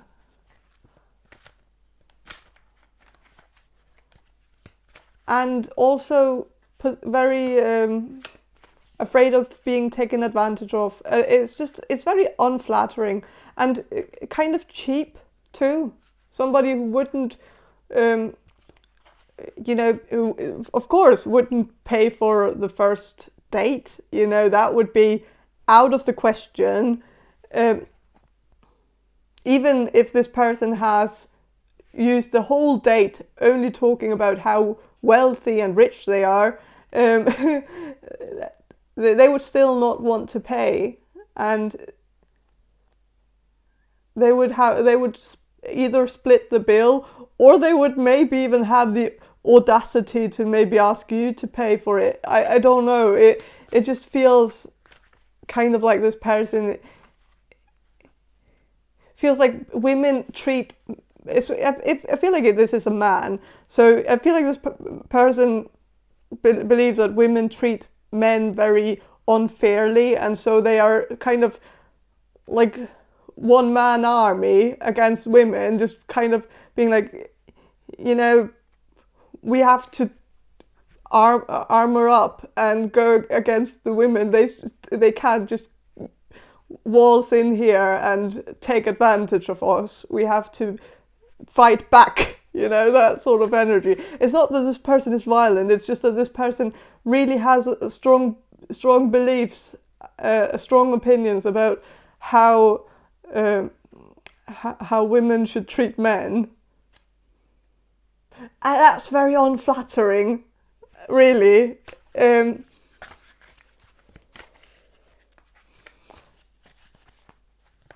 that's also why you're probably not going to be dating this person for very long. So I feel like when you meet your future spouse, you're going to be on the verge of ending it with this person anyways, you know? So it's not like this, it's not like your future spouse is going to get in the way of this relationship. It's not like this person is going to get in the middle, get in between you two and be the reason why you break up. No, you were going to break up anyways, because this person is kind of difficult to be around, kind of difficult to handle, and you know, it's and very difficult. Like it's very difficult to get turned on by a person like this.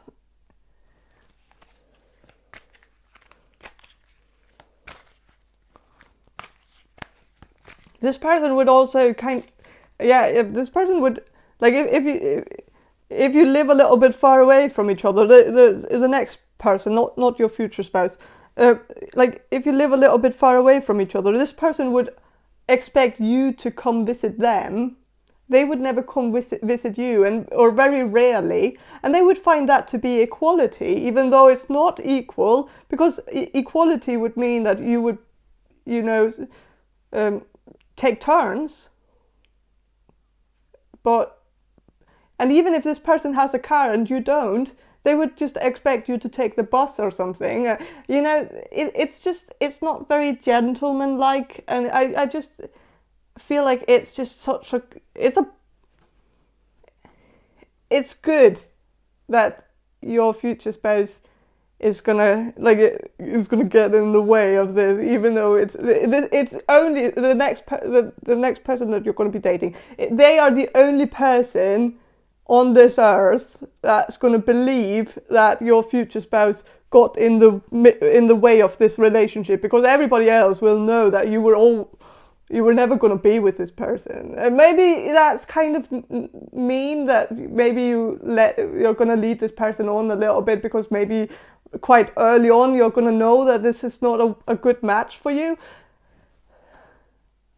And I don't know if it's because you're going to have a hard time telling them that you don't feel the same way about them, or whether it's just hard for you to confront them with that information, or whether you're just going to humor it because you're afraid of, you know, dying alone, and you're afraid that maybe the only reason why you haven't gotten in a relationship yet is maybe because you have too high standards or something, and that maybe you need to lower your standards in order to find somebody. And so maybe that's why you're going to humor this person, even though you intuitively know maybe from the get-go that this is not the person for you. But I don't know. So I'm gonna ask about, like, how are you gonna meet your future spouse? Like, how are you gonna bump into them? How is this even? I'm sensing that it's gonna happen by accident, and I don't know what kind of way it's gonna be, but I'm gonna ask the cards about that. So I'm kind of hearing something about a gas station. I don't know, but I'm gonna ask the cards.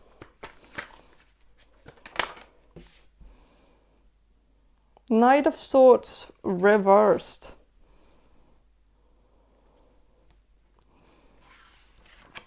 And Ace of Wands, Queen of Wands, and Page of Pentacles reversed again. Or it was up. Was it upright before? So, I'm not sure, but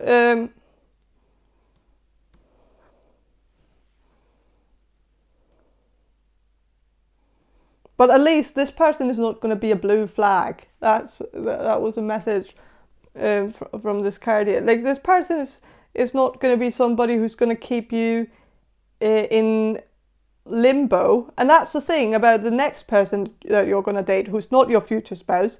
This person is going to keep you in this limbo, make sure that you don't feel too attached to them. And that's kind of funny, because this person is going to feel very hurt when you switch them out for somebody else. But still, like, if they wanted something with you, something committed with you, they should have committed to you, instead of just keeping you in this limbo. But the good thing is that your future spouse is not going to put you in this limbo at all. This person is going to be very eager to commit. It kind of gives me a feeling that maybe this person could be from your past, because it's like when you meet this person, it's like they want to commit to you from the get-go almost. So how can that be? You don't just commit to a stranger. So there is a feeling that I'm having right now of this person possibly being from your past, somebody that you already know, and maybe you're just going to bump into this person randomly, by accident, you know, at the grocery store, at a gas station, somewhere, you know, where where you're not expecting to meet them,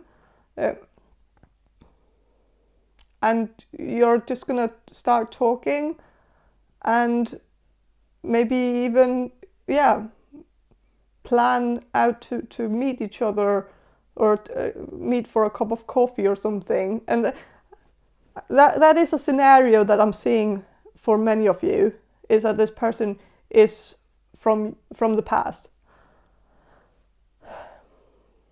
Maybe the one that got away, so I'm sensing that. Someone where you parted ways, but you didn't really want to. None of you really wanted to, but you kind of had to. Maybe because of logistics. Maybe because this person moved away and then you never heard of them again after they moved away.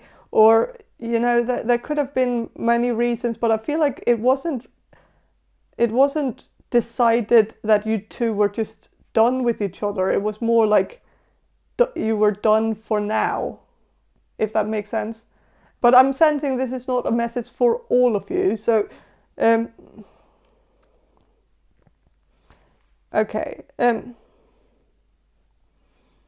With the Queen of Wands, there is a white cat here. So with the white cat, I'm getting luck, you know? I'm getting also purity. And this could have something to do with purity. I don't know what it could have to do with that, but this is how you're going to meet each other. I feel like it's going to be in some kind of place that is purifying. It could be some kind of,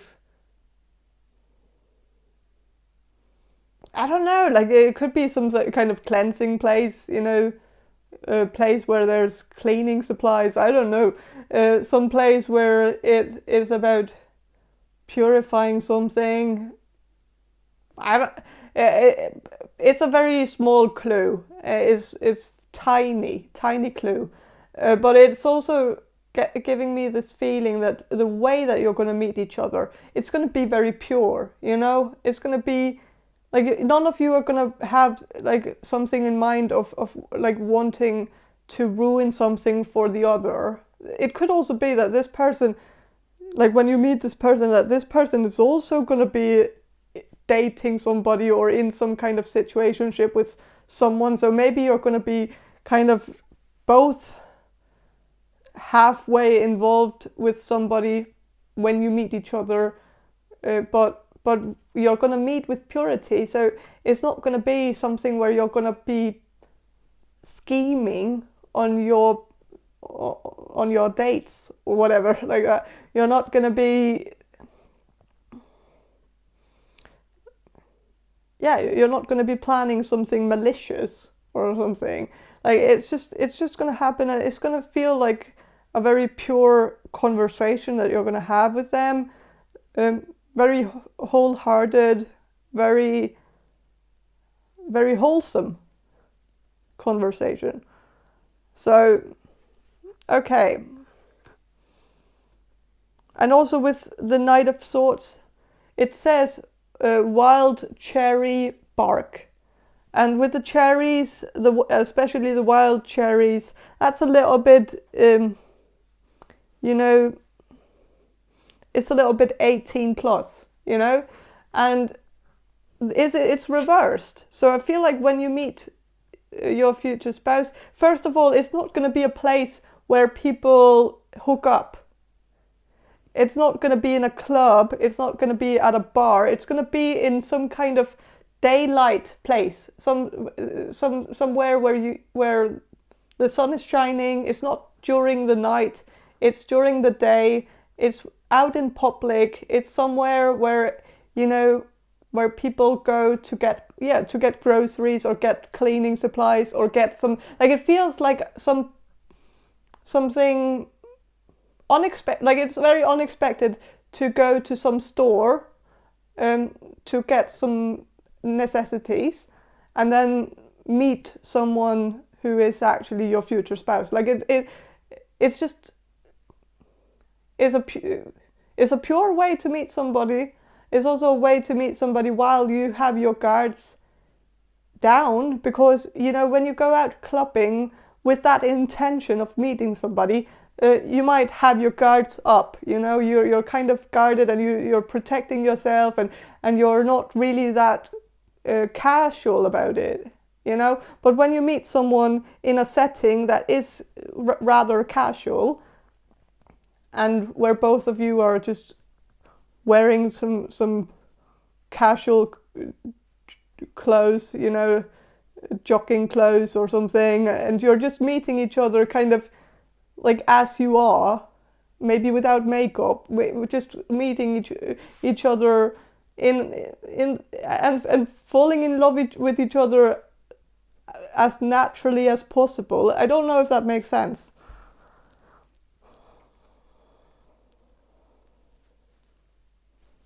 And with the Ace of Wands, this is like there's the sun is shining in the background. It's shining from cloudy skies, and so from cloudy skies, disguise. I don't know if there's something about disguise here. I don't know. I don't think so, because I feel like you're going to meet each other while you're not disguised in any way, where you're at your most natural state. I don't know.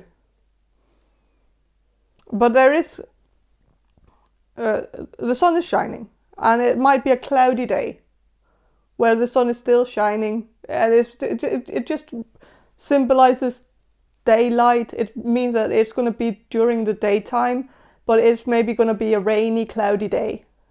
And so it's probably not going to be during the summer, not necessarily. Could be, you know,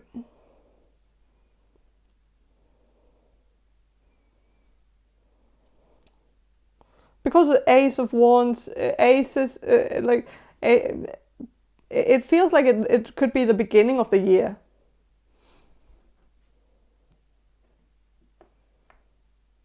On a cloudy day, but with sunlight. Of course, there's not a lot of sunlight in the beginning of the year, like in January, February, but it's always good days during all seasons of the year.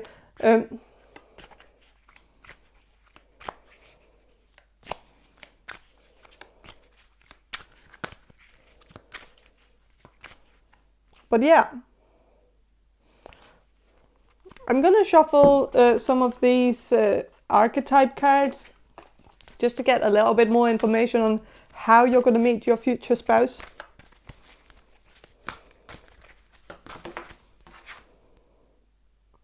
Prostitute reversed, which also makes a lot of sense with the wild cherry reversed. It feels like a pattern, you know. It's not going to be somewhere where you are going to be out there, you know, putting yourself on the market. You know, you're not going to be in the dating game while you meet this person. You're not going to be meeting this person on Tinder or on a dating site. You're going to meet this person, you know, one-on-one, out in the open, during the daylight, out in public, everybody can see. It's going to be very, you know, a very pure conversation, just going to ask each other, like, how are things going? Like, especially because I feel like this is somebody that you already know. I am getting that feeling that it's someone you already know. It might be, like, it might differ for some of you, like how much you know them. Because for some of you, you could have dated this person in the past. For others of you, you might have just, you know, went to the same school together, not really talked that much, or if any, like maybe you haven't had any conversations, but you know each other slightly. Maybe you have mutual friends or something.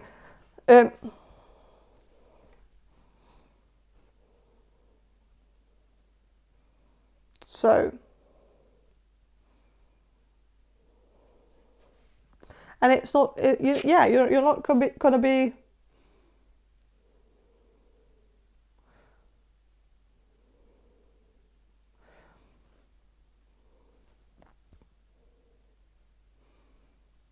Okay, the card, I'm going to read the shadow attribute. It says, places material considerations and security above self-empowerment. And so this is in many ways making sense. It feels like when you meet your future spouse, you're gonna be in a situation with someone where you have placed security and material considerations above your self-empowerment. You have chosen to be with somebody who is not your soulmate, not someone that you even enjoy spending that much time with, but because you feel like this person is kind of boring and serious and has a terrible sense of humor and not very good company, but you choose to maybe be with them because of security, because it makes you feel secure to just also be in a relationship, possibly that is going to make you feel at least like you have a plan B if any. I don't know, like if things doesn't work out, I don't know if you have like a little bit of a situation going on financially. I don't know if you have started your journey as a self-employed person, like that you've started your own business or something, and maybe it's going to feel nice to have somebody on your side, someone who can contribute with some security, even if this person is cheap as fuck and super frugal, and that this person is not going to be very helpful, but at least this person might catch you if you fall, but you can't be completely sure, but at least there's that feeling that you're maybe going to have, that okay, at least I have somebody who could maybe help me if everything goes to shit, But I feel like that it is a false sense of security. I think like it is based on empty promises, and I don't think you can really trust this person to be there if shit hits the fan. But I feel like that's the reason why you're going to be with your next partner. Not your future spouse, but the next partner. And so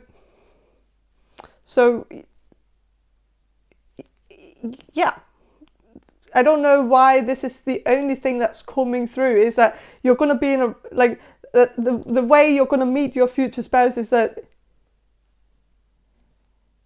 you're going to be in a that you're going to be dating someone when you meet them. But I want to know how will you meet them, not what situation will you be in when you meet your future spouse. I feel like that's kind of irrelevant. I just want to know exactly how you're going to meet them, and that's not really coming through.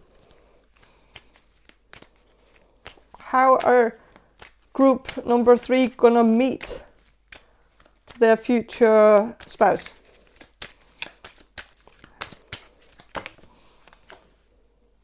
Messenger reversed.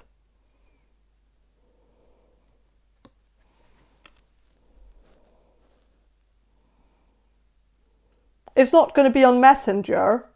You're not going to meet this person over text. And, I feel like what I'm getting here is that it's easier to tell you, like, how are you not going to meet them, instead of telling you how are you actually going to meet them, because maybe the the way you're going to meet this person is very different for all of you. But I feel like it's not going to be at a dating site or a dating app. It's not going to be over Messenger. You're not going to be messaging this person. If you know who it is, if it's somebody from your past that you know was the one that got away from you, if you can resonate with the backstory of this person here, who's going to be your future spouse, I don't think it's a good idea to message them over Facebook, or even over Tinder. Like if you matched with them on Tinder for whatever reason, but even if you are still, like if you're involved with somebody else, I don't know if you're still on Tinder, I don't know, but I just feel like it's not a great idea to text them, because it seems like you're supposed to meet each other in person, just randomly. Because that feels more sincere somehow. It feels like you can meet each other in a more wholesome way, where nobody's intentions is getting in the way of the conversation blossoming, if that makes sense.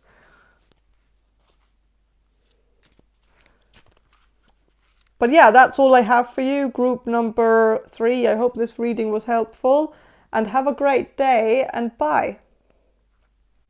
Hello, group number 4. You chose this Tarot del Fuego tarot deck, and I'm going to start with some channeling, and then I'm going to shuffle the cards for you. So I'm going to do the channeling now. So Spirit, can you answer this question for group number 4, the people who will choose group number 4? How will group number 4 meet their future spouse / long-term partner?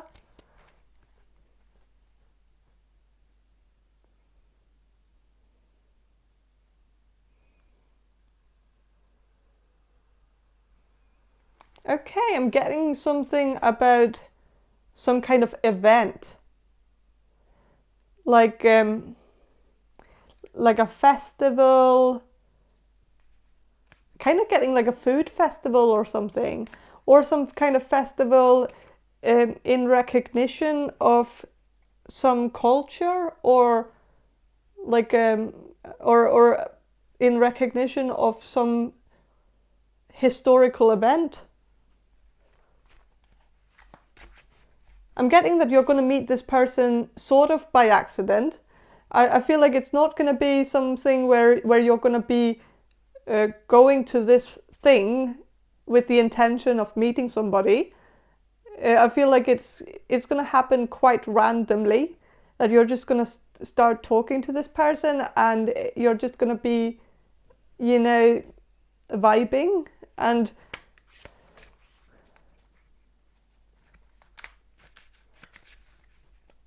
I feel like this person could potentially be a friend of somebody that you already know, or an acquaintance of somebody that you already know. So you might be introduced to this person by somebody else.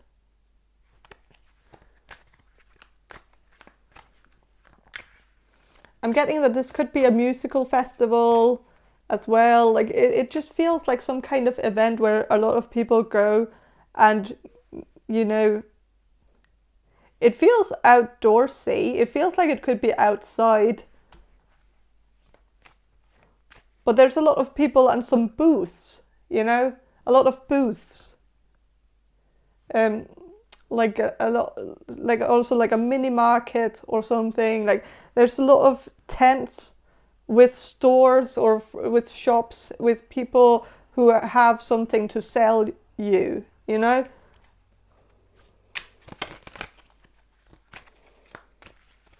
sell to you, yeah. So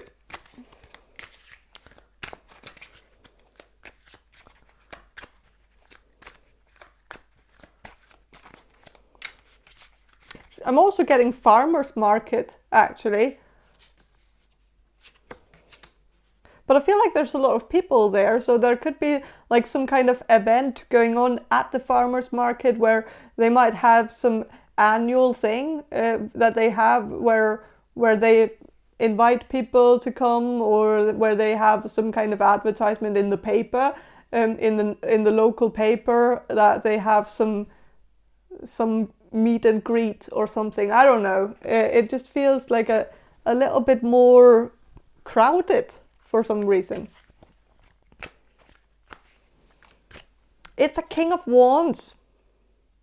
So it could be a fire sign. It could be a Leo, Sagittarius, Aries.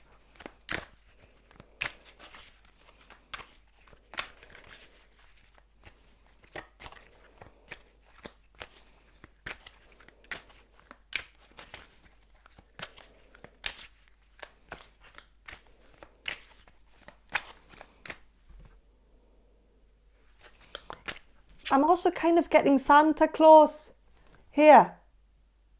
So it could be a Christmas market. Oh, that's cute. You know,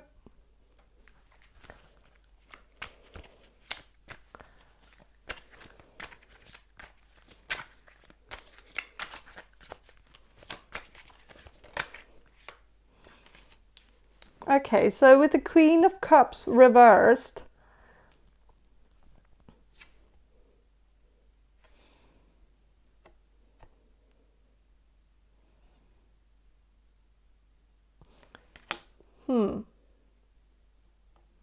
I feel like you're going to meet this person when you least expect it, which is a cliche, I know, but it feels that way. Even like, even after this reading, you know, even if you might go to some market, I don't think you're actually going to go to this market with the intention of meeting somebody. So maybe you're going to forget about this reading at that time, you know, but you're going to subconsciously know that there's something there, and then you're just going to go and you're going to meet someone there. So I feel like it's going to be unexpected. It's going to be a surprise. It's going to be something where you're, yeah, like with the star here, you're going to wish upon a star and it's just going to happen, and it's going to be like a little bit of a miracle that the person that you're meant to be with, meant to spend the rest of your life with, is just going to suddenly stand in front of you, and you're gonna know as soon as you meet this person, you're gonna know that this person is your person. I don't know what this person is going to say that's going to clarify this for you completely, but it's just that, like, maybe this person is gonna tell you a joke or something, and it's just like the way this person says it, the way this person is gonna charm you, like that. It's all gonna make you feel like, you know, this person is my person. This person has a sense of humor that's completely in alignment with my humor, and like we understand each other. That's the energy that I'm getting.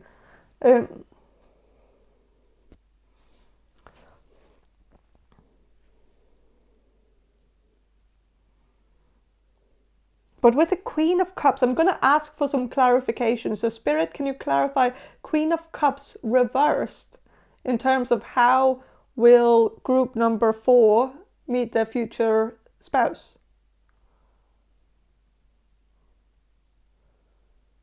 It's not going to be planned out. It's not going to be something where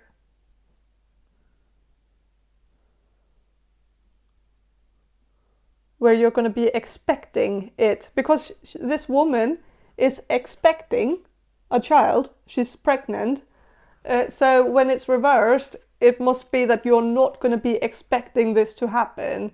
You're probably going to be at that point in your life where you're just going to think to yourself, well, maybe it's not going to work out. Like, maybe this love thing is maybe never going to happen, you know, and that's okay. Maybe you're even going to be okay with it at that time, where you're going to have come to terms with the fact that, you know, maybe it's just not for you or something, that you're gonna be, you know, giving up on it, throwing in the towel, whatever. Like, and right at that time, right when you throw in the towel, this person is gonna just show up, and it's kind of a beautiful thing.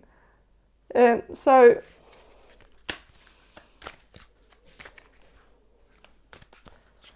this person could also be an Aquarius with the star here.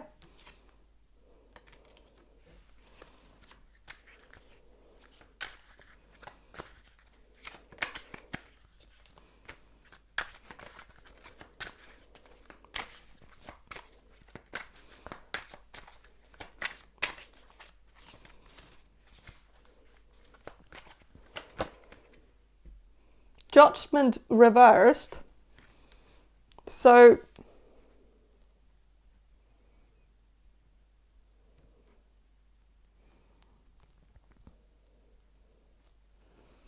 I'm sensing that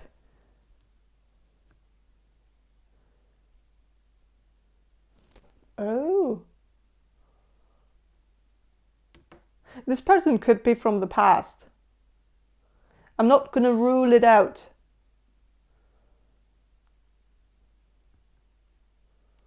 So, but I feel like when you meet this person, you're still going to see a different side of them. It's like you see them in a different light. But I do feel like for many of you, this is a new person completely. But I am just sensing a little bit of a very familiar energy. And that could just be that when you meet this person, you're going to feel like you know them. Like you're going to feel like you've seen this person before. Like, where have I seen this person before? Like, it's like their face is just printed in some part of my brain, and I just feel like I know this person. And that could just be that soulmate connection, you know, that maybe you've known this person in a past life or something, that it just feels very familiar. It feels like, you know, it feels like maybe you were born with this person's like print inside your blueprint, the blueprint of your life. Of course, there is a part of that blueprint that maybe has this person's image in it, where you were born in it, with it, and you've maybe always had this image in the back of your mind somewhere, and that you just had to meet this person in order to, you know, make the connection. So I feel like you're going to know when you meet them that you know you've seen this person before, somewhere in a dream or something. Like, and maybe it wasn't actually in real life, as I said before, that maybe this person is from the past. I'm kind of going away. Like I'm kind of feeling like that's not the case necessarily. I just feel like it's gonna be that feeling of familiarity that I'm sensing. So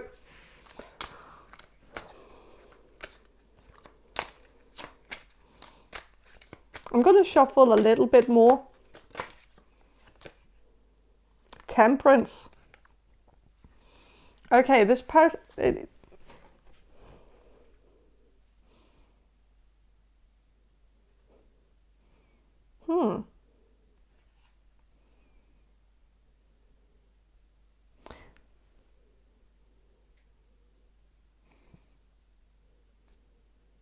You're maybe going to meet this person while you're drinking, but I feel like you're going to be drinking in moderation. It's not like you're going to be pissed drunk, and you know, it's not going to be something where you. I feel like it's you're just going to be tipsy possibly, and.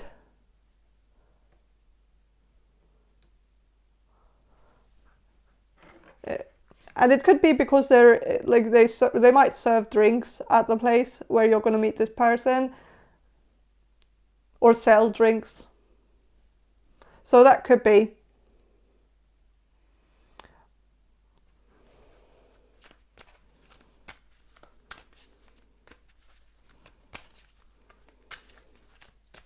I'm gonna shuffle some of these Gypsy Oracle cards, just to get a little bit more information about how you will meet this person.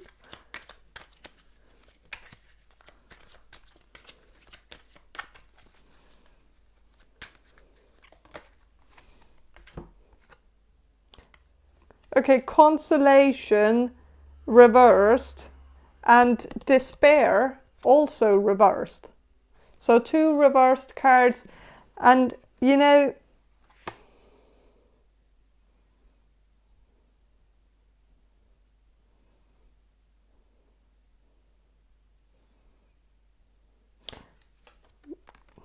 with consolation reversed, it feels like when like the way you're going to meet this person is not going to be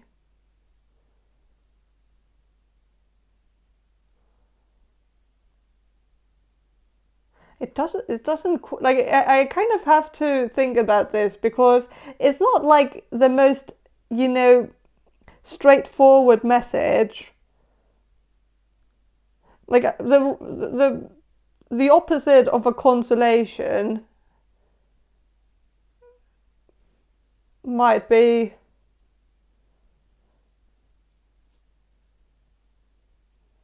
what could that be? The opposite of consolation.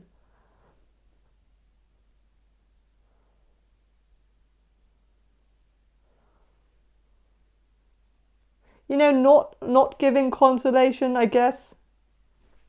Absence of consolation. But I feel like that's a strange way to meet somebody, is to, oh, this person is not going to offer you consolation. Like, that's your future spouse. Like, what? But why would they? No, because you're not going to be in despair. So why would they offer consolation anyways? There could be some kind of mishap, like mishap or misconception of what was going on, like that this person, there might be some kind of misunderstanding when you meet this person, that this person might think that you're crying, and or something, maybe because your makeup is running or something, and this person, like, well, but the thing is that this person wouldn't offer consolation about that. So why would that be? You know, or it could just be raining and your makeup is maybe running a little bit. I don't know why that is an important thing, especially because I feel like some of you are actually men. And I actually feel like the person that you're going to be meeting has really great tits, by the way. Like, you know, she has, like, that's some good tits. So, you know, so your makeup probably wouldn't be running if you're a man, but if you're a woman, I just feel like there might be some misunderstanding where this person might think that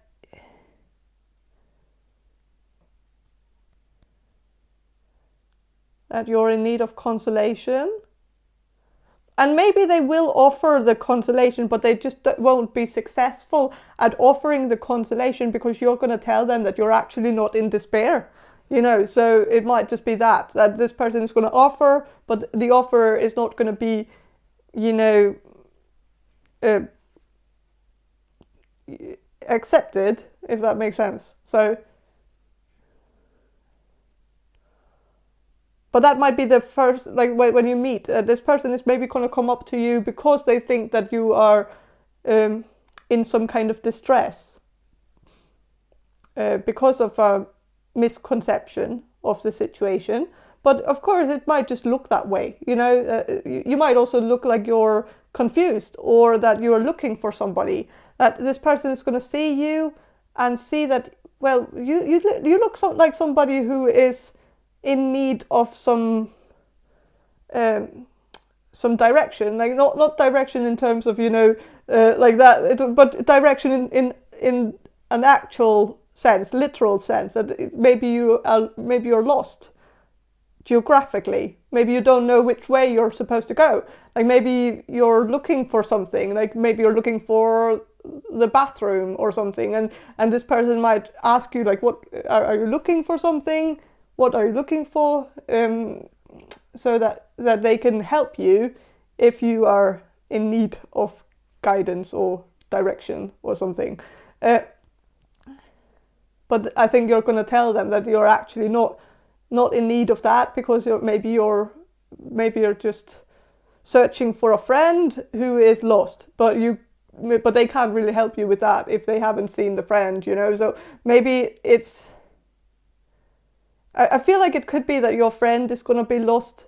Like, you're going to lose your friend. Your friend is maybe going to go to the bathroom, and then they're going to stay in the bathroom for a long time, and you're going to be worried, like, where is this person out of the bathroom, or is this person still in the bathroom, and what's happening? Like, it could also be somebody who has like a stomach bug or something, and you know that you're maybe worried for the person that they've been in the bathroom for a long time.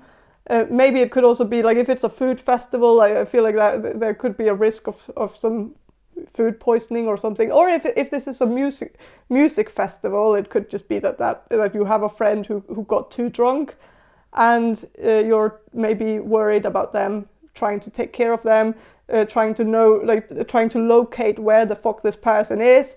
You know, and I think this person is I think your future spouse is gonna come in and kind of ask you if you need some help with that, or like, I think this person is going to try to come to your rescue, but you're going to tell them it's not you who needs rescuing, it's the other person, it's your friend who needs rescuing or something. I feel like it's not you, because you don't need consolation, because you're not going to be in despair. It's not about you, it's about somebody else that you're worried about. So yeah,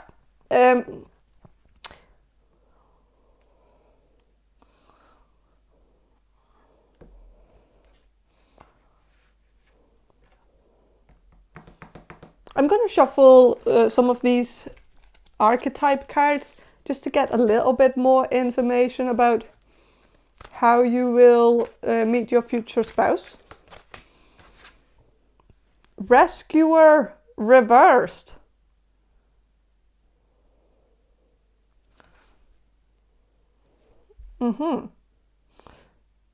So it has something to do with rescuing. So I was right about that, but it seems like it's reversed. So I'm going to read the shadow attributes. It says, assumes that the rescued will reciprocate, keeps the rescued one needy. I don't know. It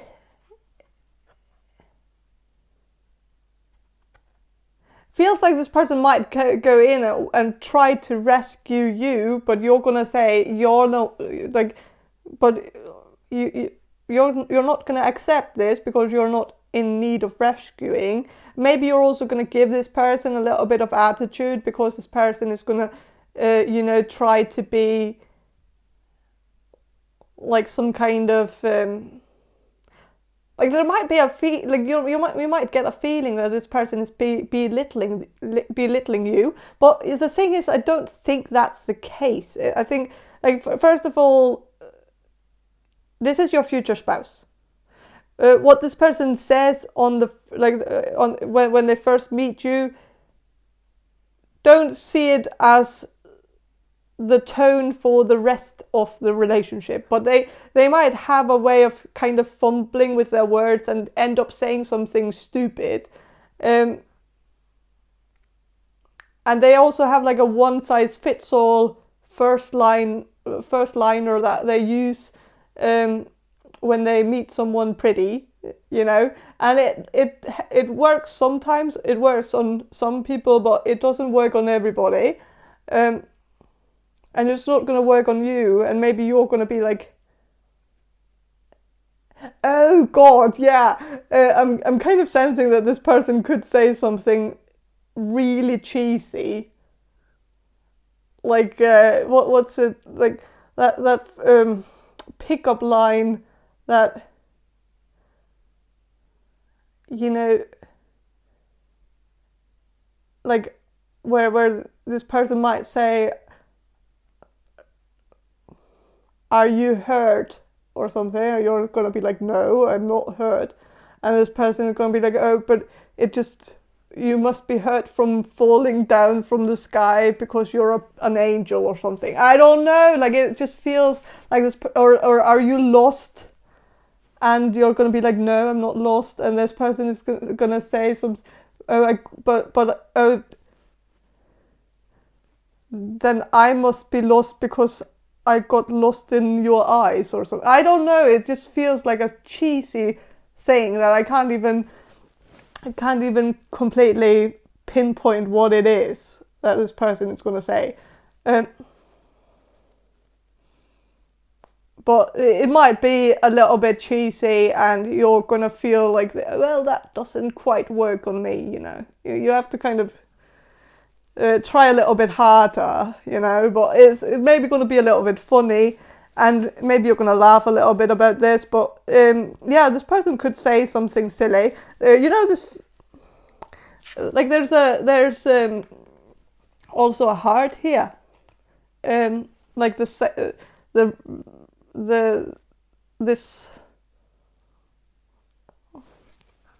is shaped like a heart, but it feels like this person might try to win your heart by, you know, also being your knight in shining armor, you know, try to come to your rescue, and you're going to be like, what, like that. It's not going to be a pickup line necessarily, but it might be a way to pick up a woman or a man by saying something, like by offering some help with something, or like, I don't know, it feels a little bit like this person is going to be a little bit cheesy, but this person could be a hopeless romantic, and you can't really blame them for that.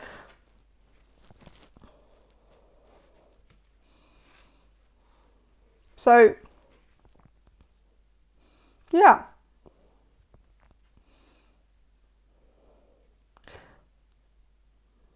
But I think that's all I have for you. Group number 4. I hope this reading was helpful, and if it was, please subscribe to my channel, and if you want a personal reading from me, check the description box below for more information on how to get one. And have a great day, and bye. Hello, group number 5. You chose the Hermetic Tarot, and I'm going to start with some channeling, and then I'm going to shuffle the cards for you. So I'm going to do the channeling now. So Spirit, can you answer this question for group number 5, the people who will choose group number 5? How will group number 5 meet their future spouse / long-term partner? Okay, I'm getting Tinder. I feel like you're going to meet this person on a dating app or a dating website. I feel like you're going to meet this person over text. You're going to be texting this person, and that's how you're going to meet them the first time. It seems like this person could also be sliding into your DMs on Instagram or something, but I just feel like you're going to talk to this person over text message. And I feel like this could be a long distance thing. I feel like this person could live quite far away from you. And I feel like that's maybe also quite perfect, because I feel like the people in your local area, the people that are on the dating market in your local area, I don't think these are necessarily your cup of tea. I feel like you've already been through your options, or like you've been swiping through Tinder in your local area and you've not been able to find anything remotely interesting.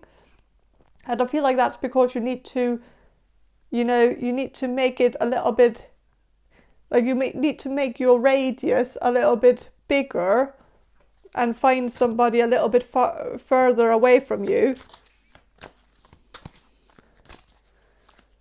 Because I feel like also some of you might be living in the countryside, and maybe the only people on the dating market are maybe farmers or something like that. Maybe because you live in a, you know, in a farmer's town, so it might just be the only thing out there.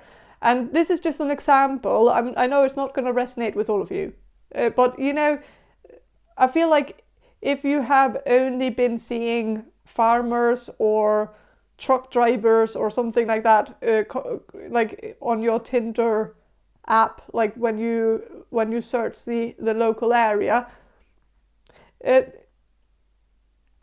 I feel like this is just like, there's nothing wrong with farmers or truck drivers or anything like that. I just feel like maybe some of you are looking for something a little bit different. I feel like some of you might end up getting a little bit bored if you were to date someone who's a truck driver or a farmer. It's not, of course, I don't want to put words in your mouth or thoughts in your head that aren't there to begin with, but I just feel like some of you have already been on dates with some people like this, and or some people who do this for a living. And it's just that I feel like some of you might have felt that it was really hard to find something to talk about because you might not have that much in common with them. So maybe it's easier to talk to somebody who you have a little bit more in common with. And I feel like in order to find someone like this, I think you need to you need to make the radius bigger. You need to also search for love in maybe the biggest city that isn't that far away from you, but still far enough so that it feels. Also, I feel like maybe dating someone a little bit too close to you, it's a little bit too close to home. So I feel like maybe it's better to find someone a little bit far away from you. Yeah. And I feel like you're well equipped to be in a long distance relationship. I feel like you're the type of person who could see that through and could be patient enough to wait until you could be reunited, or until you can be united, you know. For whatever reason, I wanted to say reunited. And so I feel like that's maybe a Freudian slip. And so maybe for some of you, this person might be someone that you're going to be reunited with. So your future spouse could be someone that you already know. But I'm kind of getting this feeling that it's not going to be someone that you're going to reconcile with. There's not going to be a reconciliation. It's more like someone that you had some very light connection, like a very not light connection with them. I feel like it might have been a friendship connection. It feels very light. It feels like you also parted ways on very good terms, where it just seemed like maybe one of you moved away and then you just didn't really catch up with each other after that. So it doesn't feel like there's any heavy energy involved in this. So I don't think it's an ex of yours. I feel like it's somebody that you might have just known in the past, you know? Not someone that you had any fights with, arguments with. So, okay. Okay, so with the Lord of Material Happiness reversed, so this has something to do with how you're going to meet them. And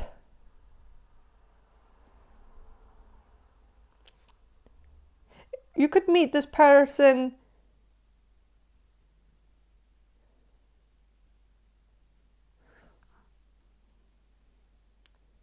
well, first of all, this could also be about the person that you're going to meet. So this person might not be the type of person who likes to brag about the things that they have.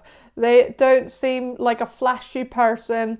They're not somebody who's keeping up appearances. This person seems very honest, and also honest about the things that they don't have. Like this person might, like when you text with this person, because I feel like this is going to be a written message, I feel like this person is actually going to send you quite a long message, and I think this person is going to list some of the things that happened to them in the past, things that have formed them as a person. I think this person is going to be very honest with you, even before you even meet each other. If this is a Tinder date that you're going to go on, you know, before you go on the date, you will know a lot of things about this person, because this person will be so upfront with you, so honest, and write all their thoughts and all their experiences in text messages to you. And I feel like this person has been through some things. This person, yes, this person has some baggage. I know that some of you don't like that, and I know that from the reading I did about future spouses, and people don't like baggage, and I get that, but you can't be with somebody with no baggage whatsoever, like unless you find a virgin. And I think that's another thing in itself. Like it wouldn't be, like, I don't think you actually want that either, you know. So yes, this person has baggage. Yes, this person has had some relationships that messed them up a little bit, and yes, this person might have been in a toxic relationship with somebody who had a borderline personality disorder. I know it's very specific, but it's just that I feel like this person really has had somebody mess with their mind a little bit and gaslighted them, made them, like, played a lot of mind games with them, and, you know,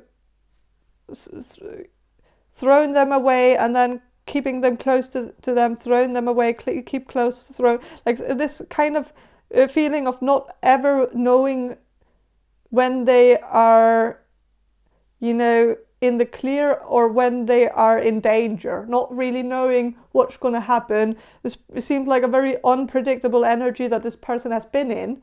I feel like it has something to do with a relationship that they were in, but it could also have something to do with their childhood, that they might have had a parent who was very unreliable. Maybe there might have even been some schizophrenia in their family that was, you know, very unpredictable. Could also be bipolar, like that this person might have had a parent who was bipolar, and that every day was, you know, different from the other, like that. It never seemed like there was any structure or patterns or like anything that you could that they could hang on to, and that this was a very unsafe environment.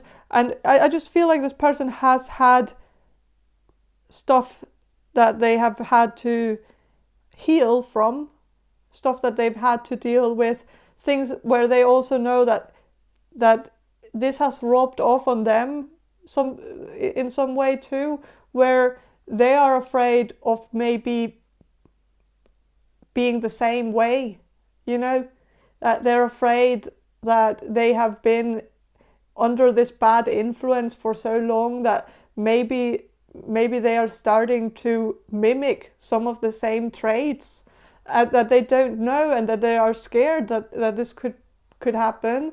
I feel like this is something that they would be very upfront about, even before you meet them. And maybe this is also why, like, they want to make sure that you know what you're getting yourself into. And if you think about it, that's actually a very considerate thing. That they don't want you to waste time on them if you're not gonna be able to deal with this, whatever they have to offer. Like if it's not your cup of tea, then they just want you to walk away and find somebody else. They don't want to trap you. They don't want you to get in over your head, if that makes sense. And so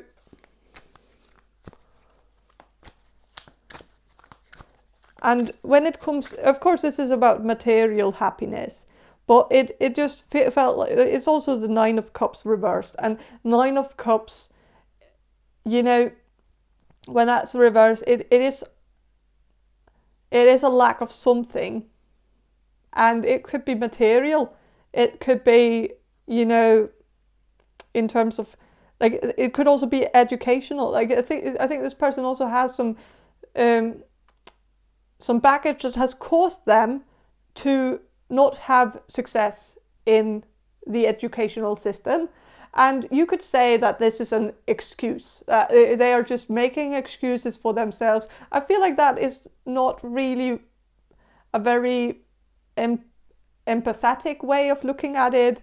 And of course, I don't think all of you would feel this way about them, but I feel like some of you might have the thought in your mind. You might not say it directly to their face, but you might feel like this person is just making excuses. But I think this person has been to the university at some point, dropped out because they had a hard time focusing. They had a hard time getting through with their commitment to the education that they chose. They might have thought that, you know, that it wasn't the best decision that they made when they chose what to study, that it wasn't really for them, that they thought it was gonna fit them, but it didn't. And I think this person, like this person is probably not going to use it as an excuse that they are broken from their childhood, but I'm going to give them that excuse because I think that is actually what happened with them. I feel like this person had unhealed trauma when they started at the university, and I think that is why it didn't work out. I think it's I think that is the reason. I don't this person is just and I think the thing is, I feel like this person has low self-esteem, possibly because they haven't finished anything, because they feel like they don't have anything to offer, and that they're afraid that everybody's going to reject them because they don't have an education and they have a lot of baggage, and you know, there is a lot of things that is maybe pointing in different directions, and they would understand if you would want to go in a different direction with somebody else, you know, because they don't have much to offer. But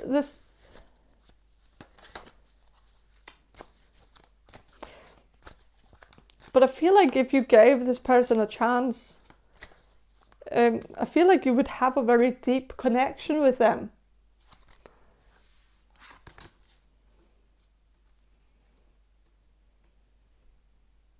Okay, Two of Pentacles. It says Lord of Harmonious Change. So this is going to be a harmonious change. I feel like you're going to you're going to be a catalyst in their life. And they might also be a catalyst in yours, you know? So I feel like you're going to give each other a lot, and you're going to do a lot for each other's growth and evolvement. And I think you're going to help each other figure things out. If you're also a little bit lost in your life at the moment, maybe this is perfect. Maybe it's perfect that you're going to meet somebody who's also lost, because then you can find the way together. You can help each other out. You could shine light on each other's skills and talents and what, like, because sometimes a person like this, especially a person who has a very rocky childhood with a lot of neglect, possibly, this person might have never had anybody see them for who they are.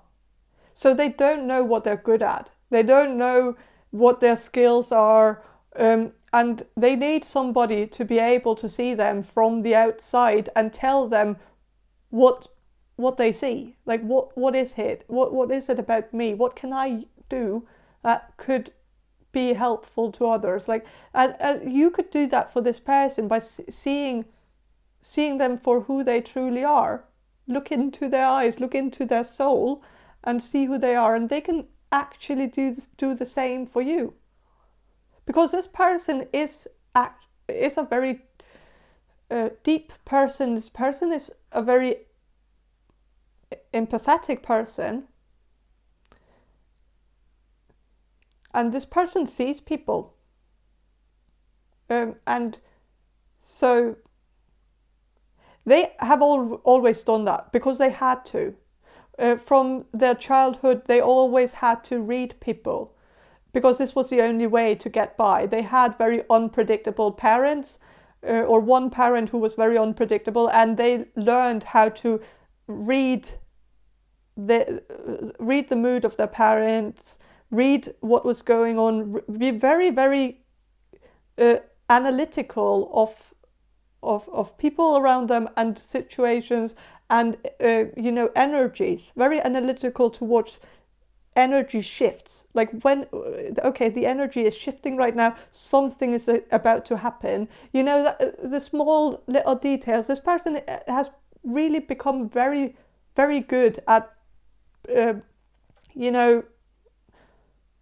at noticing small things about people seeming a little bit different. Like, this person might come up to you and while you're dating, like, this person will ask you, like, what's different. Like, if you're acting a little bit different towards them, they will notice and they will ask, what has changed here? Like, there's something different, like something in the air. I can't really tell what it is, but it feels a little bit different now. And can we talk about it? Because it's kind of bothering me that I don't know what's going on. I'm afraid that this is going to be the end of what we have, and I'm terrified that sort of honesty is going to be, it's going to be so fresh. Like, it's a fresh energy to be around a person who is so blunt and with their emotions. Someone who would tell you exactly how they feel, and someone who is willing to communicate because they want to fix it. And this person is a people pleaser, though. You have to help this person get through that, because this person is very hyper aware of shifts and changes in people's behavior, and this person will do anything to make sure they can fix it and make sure that people will like them, and they are terrified of losing people as well, and so they might do things that they really don't want to do just in order to get people to stay with them, so that they don't lose any more people in their life. So they don't have a very good sense of boundaries for themselves. They let people walk all over them, and yeah. But they are very hyper aware of other people's boundaries. They will ask you about, like, this is maybe going to turn you a little bit off for some of you, but for others of you, this is actually going to be, the savior in this connection, is that this person asks before they kiss you. They ask before they do anything, because they want to get a green light. They want to make sure that you are comfortable, that they are not overstepping any boundaries. They're very cautious person.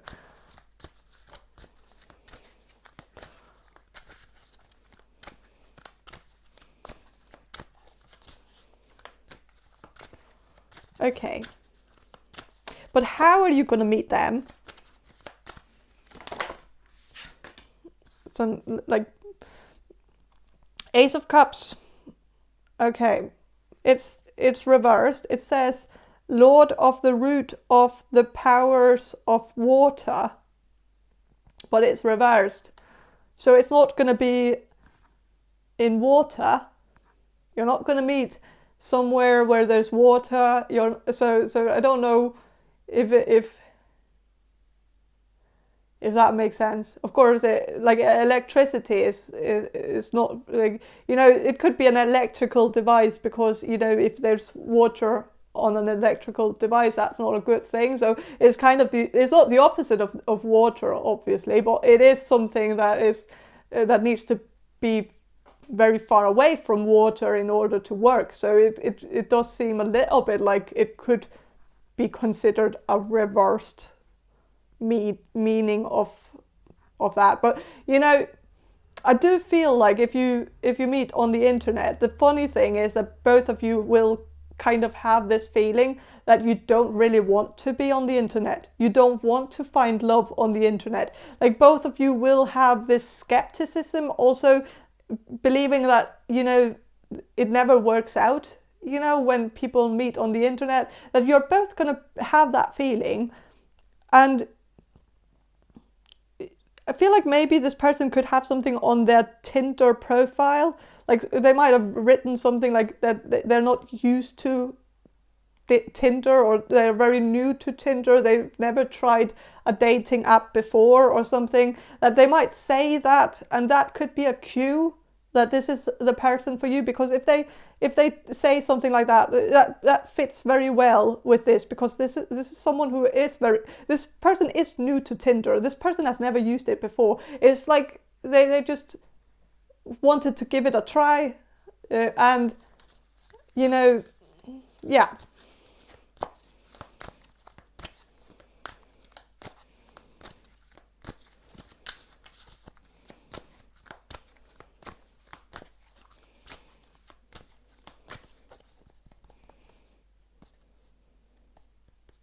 But I feel like if you go on, like, or when you go on a date with this person, I said if, because I feel like when you go on a date with them, it's actually not going to feel like a date.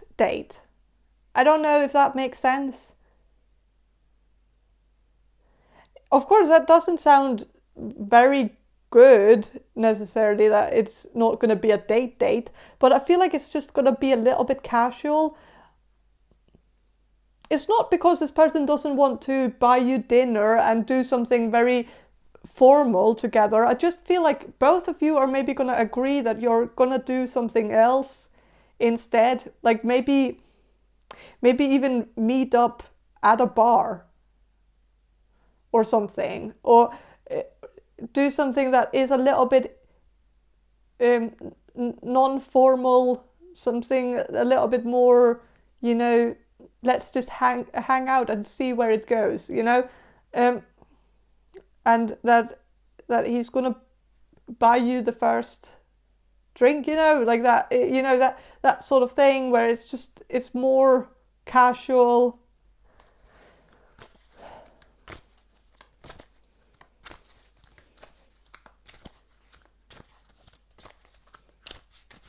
He or she, I don't know if it's a man or a woman here, but yeah.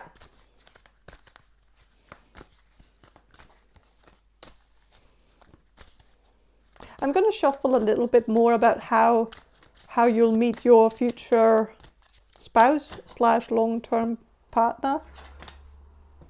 Okay, Six of Wands. It's the Lord of Victory. So, you know, this is going to be like the first time you meet each other. Like, it's going to be victory. Like, you're gonna win this person over, like, at the first meeting. It's gonna be quite easy because it's gonna feel right. It's gonna feel, you know, feel like you've found each other, finally found each other, like that. It's gonna feel really good. But there is also something here, like I don't know if you're going to be playing a game when you meet each other the first time. Like when you, like, I feel like you're going to meet each other the first time on text message, on Tinder or something, and then you're going to plan to meet each other in person. But it could be something where you play a game, or it could be a game that you're going to, or like I was getting the bar here, so it could be like a bar where there's also like it's like games at the bar, like board games, like a board game bar, or it could be like a bar where there are like a pool table, or like you know, darts, playing darts together, that you could be playing darts together.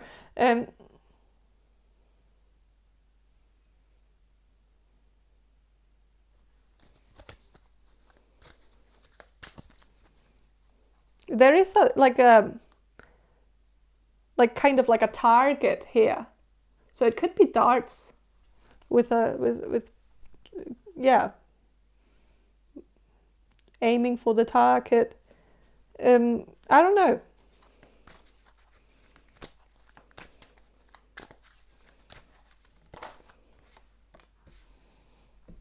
Queen of the Thrones of Flame. Queen of Wands reversed.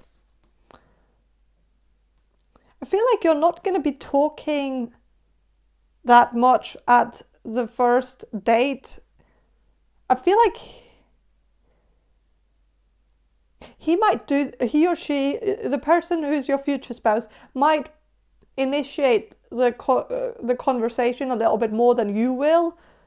I don't know if it's because you're a little bit introverted, a little bit shy, maybe you're not usually the initiator of conversations, and so maybe that's nice that he's actually going to take initiative, and also that he's going to find topics to talk about. I keep saying he. I'm actually getting the feeling that this could also be a woman. So this person will be more talkative, maybe a little bit more talkative than you actually expect them to be. When you, like, I don't know why, but I just feel like this. But of course, if you're going to be drinking a little bit, then it could be because of, like, you know, it could start out by this person being a little bit quiet, but then they turn more talkative throughout the evening.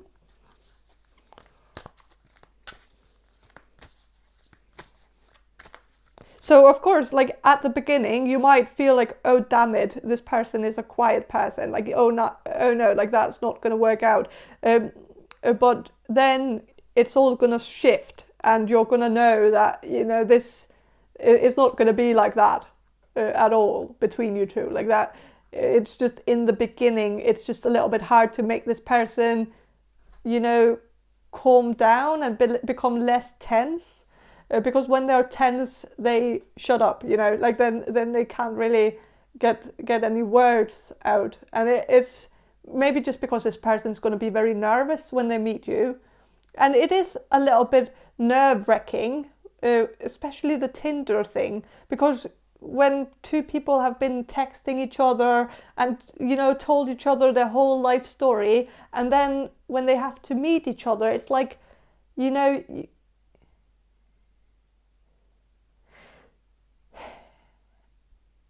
it's a little bit more awkward than just meeting someone without them knowing the whole backstory. It's like there's a different kind of it's a different kind of awkwardness. I don't know what it is, but it's also that fear that, okay, now I've poured my heart out to this person, this random person, this stranger on the internet, and what if we meet up and there's no chemistry whatsoever? Then I've just, you know, told this person my private story, and that's crazy.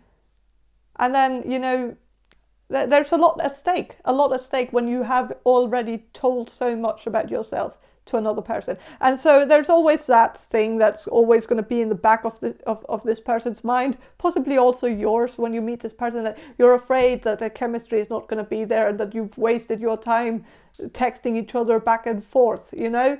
So, but after that little hurdle of nervousness has been like, after you've gotten over that, both of you, I think you're going to have a good time.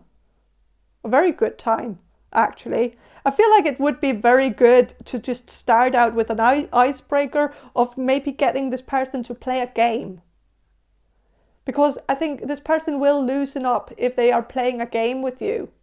So if there is a game that you could play with this person on the first date, something that you could be doing, even if there are no games, you could go to a bar and, you know, you could initiate that you play a drinking game together or something, just some kind of game that could get their mind off of the anxiety, you know?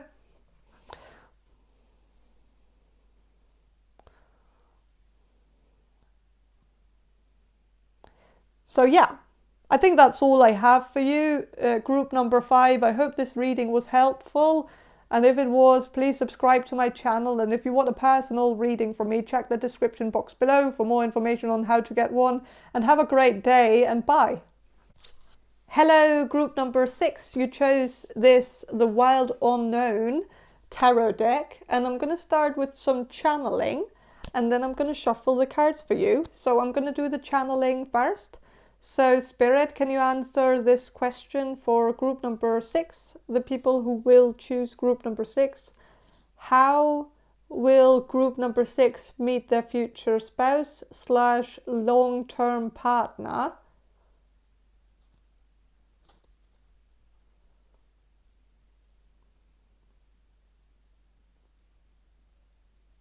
Okay, I'm kind of seeing a Ferris wheel, but I don't think you're going to be that close to the Ferris wheel. I feel like it's maybe something in the background. So I feel like this is just a hint to the city or the town or the place that you're going to be at when you meet your future spouse / long-term partner, is that there's going to be a Ferris wheel in the background somewhere.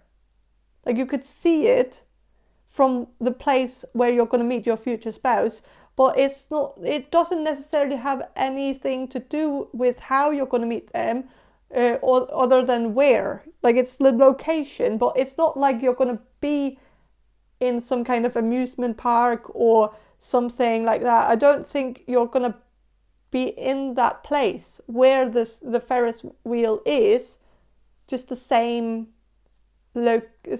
town or same city. So you could be at a bar or a pub, and then you could go outside to the smokers or something and hang out with the smokers outside of the pub. And while you're having a conversation with somebody, you could see that there's like an ocean or something, and then there's a Ferris wheel somewhere in the horizon. I don't know if that makes sense. I don't know about the ocean though, but I do see an ocean also, like some kind of pool of water at least, and then a Ferris wheel. So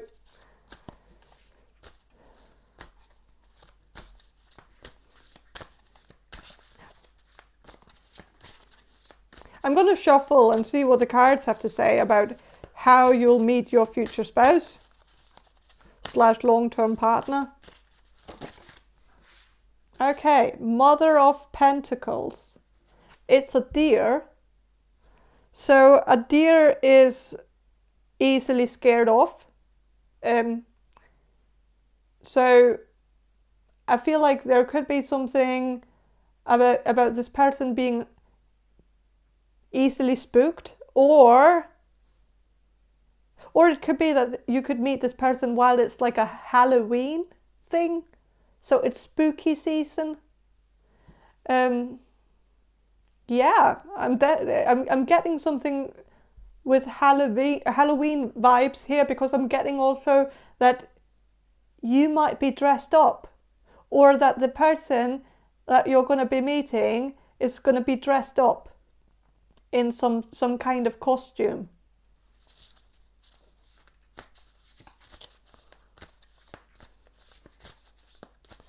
So it could be a theme party, or like it could be a bar that has theme nights where you can go and you can dress up as something. It could also be a karaoke bar where you have to dress up as the person that you're going to be imitating. I'm getting a lot of karaoke for whatever reason. Like recently, all the readings that I'm doing, like, it's kind of getting some kind of karaoke vibe. I don't know if this is like, it's just it bugs me, because I've never had karaoke come in this much in readings before. I don't know if this is like a general thing that's happening, that people somehow are getting more into karaoke. I don't know.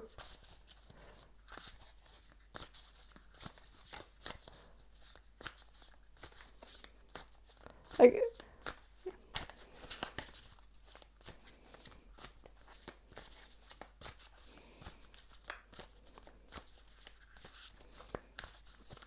I'm going to shuffle a little bit more.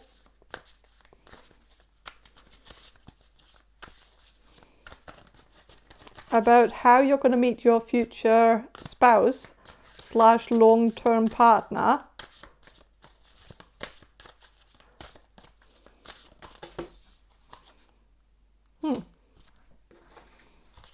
You could also be, you know, like with the mother here, like you could be doing something with your mother, you know, while, like, you could be either going to a club or a bar with your mother,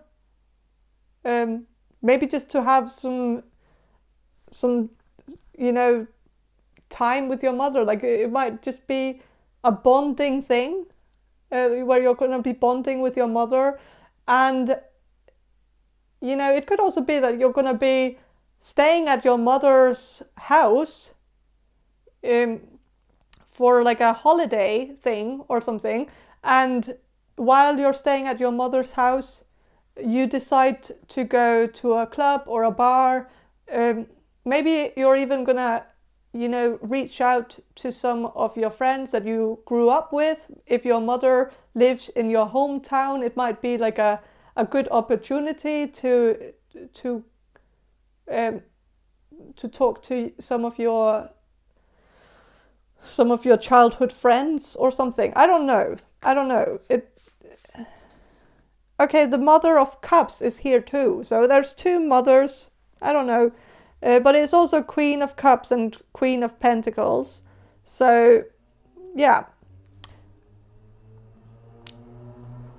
So the Swan is here. So, of course, that means that you're going to mate with this person for life, which is a good thing. You know, the person that you're going to be meeting. And, of course, it's also your future spouse. So it's just a good, you know, a good thing to know that it's not going to be just your next spouse and then you're going to have another marriage after that. That's not the case. It feels like your next long-term partner is going to be your next your next long-term partner is going to be your future spouse, and your future spouse is going to be your spouse forever, you know. So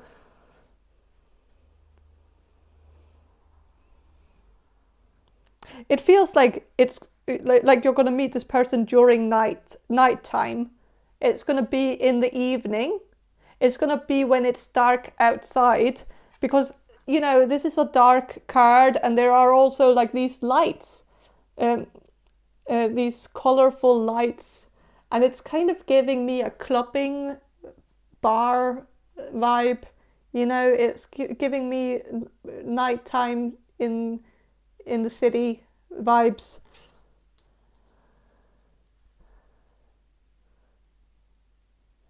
It's also giving me Christmas because of the Christmas lights as well. So it could also be, you could also meet this person during Christmas season, so holiday season or spooky season. I don't know which one. Of course, if it's Christmas time, you also dress up, you know, so it could be the same thing, you know. It feels like something where you dress up for the occasion. So yeah, Ace of Cups reversed.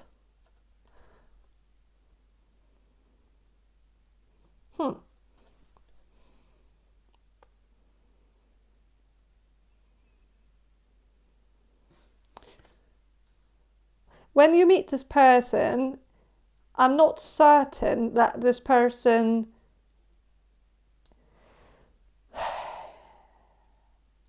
is going to be unattached, you know, like to somebody else. Like that, there might be something, like there could be a little bit of a third party situation. I hate to say that, but this is still your future spouse, so you're going to win, you know.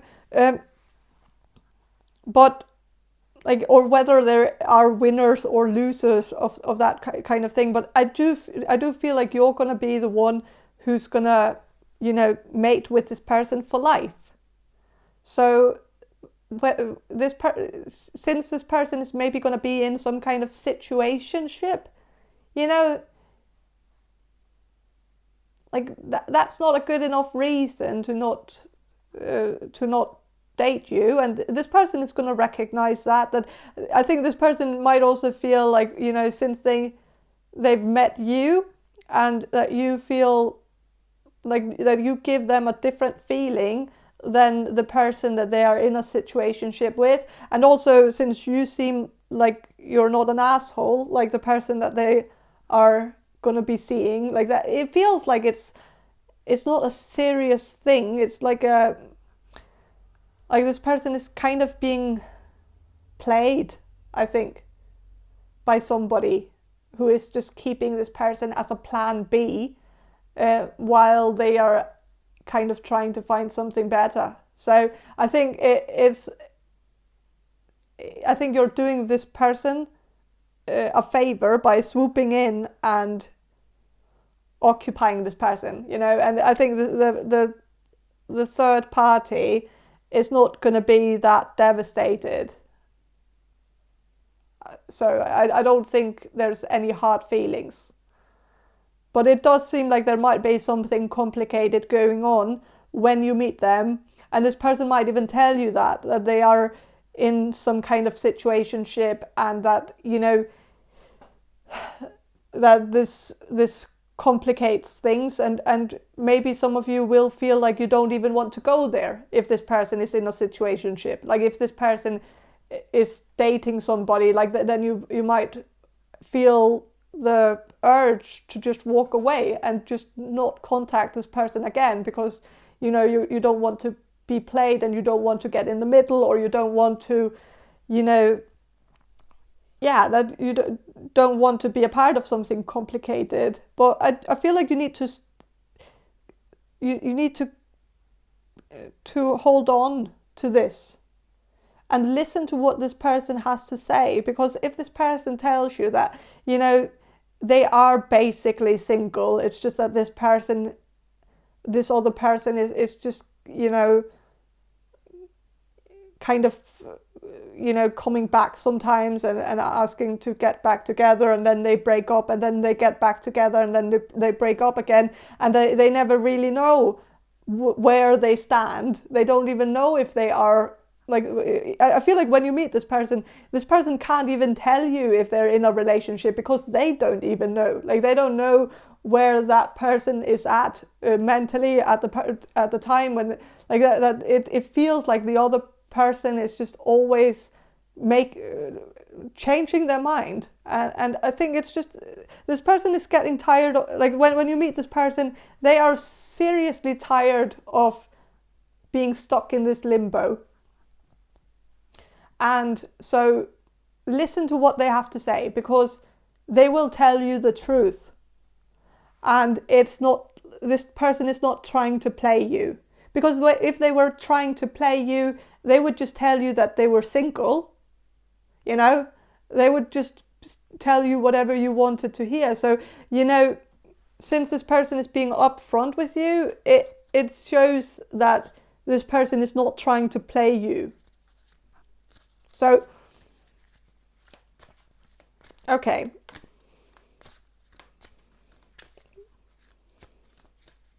But it feels like something needs to end before something new can begin, with the Ace of Cups reversed. And that means that, you know, this person still needs to talk to the person that they are currently in a relationship with. They need to reach out to them and finish it before they can start something with you.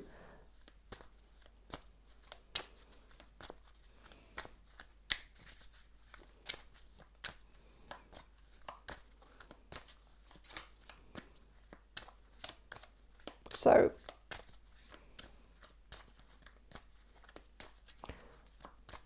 I'm going to shuffle some of these Gypsy Oracle cards just to get a little bit more information about how you'll meet your future spouse.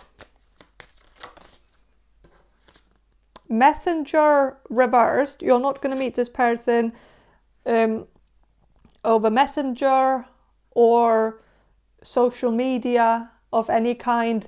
You're going to meet this person face to face. You're going to meet this person at night time in a club or something. It's going to be like the light is going to be out, and like, or there's going to be dim lights, and there's going to maybe be some, you know, flickering lights. It's yeah. You could also meet this person at a gay bar or at some kind of drag show, but I'm just getting different things here. The drag show thing makes sense because of the costumes. I feel like there's some kind of costume theme.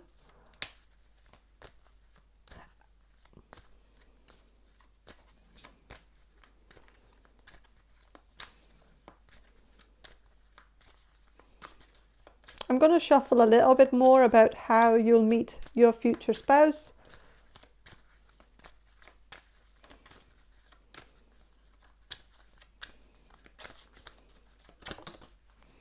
Widower. Okay. This person could be a widower. This person might have lost. Okay, so that could also be. I feel like this is not going to be for all of you. I feel like for many of you, this person is in some kind of situationship that's the unfinished business, is that they are in some kind of situation with somebody that they need to close the door completely, because it's like the door is halfway open, and you know, it's like they only have their foot in, and you know that the person is playing them and constantly closing the door on them and then opening it whenever they are bored or something. And you know, it's not very fair to this person, to your future spouse, that this person is dealing with this. But for some of you, this is the minority of you. It's very few of you, but the card is still coming through that this person might have lost their previous spouse or boyfriend or girlfriend, and you know, and they are a widower or a widow. and that this could be the unfinished business, that there might still be something that this person hasn't healed.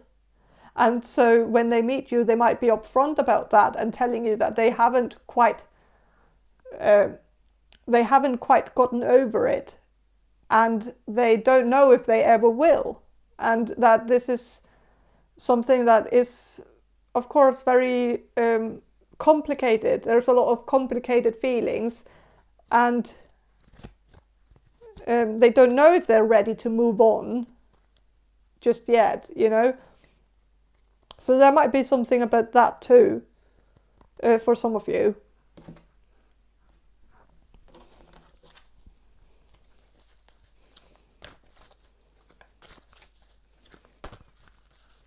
I'm going to shuffle some of these archetype cards just to get a little bit more information about how you'll meet your future spouse / long-term partner, or it will be your future spouse. I know that.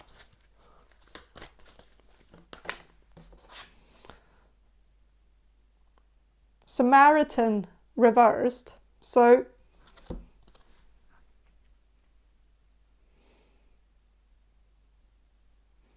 I feel like this person is maybe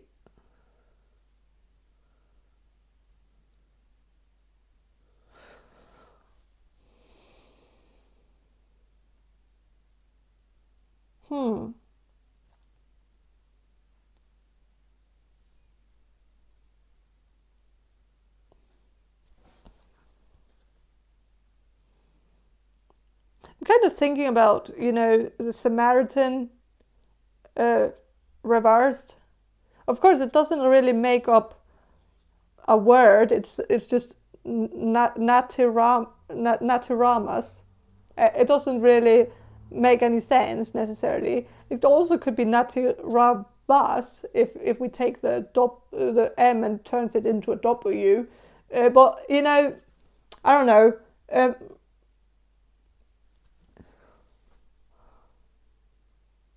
This person, you could meet this person during night time, because nat is night in certain languages. So it also says tan here. I don't know if this person is tanned. Could be. This person could have a name that ends with WAS, but it doesn't have to be. And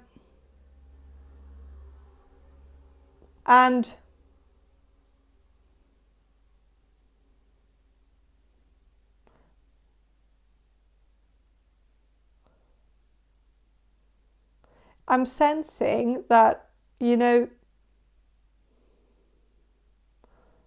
also with the Samaritan reversed, when you meet this person,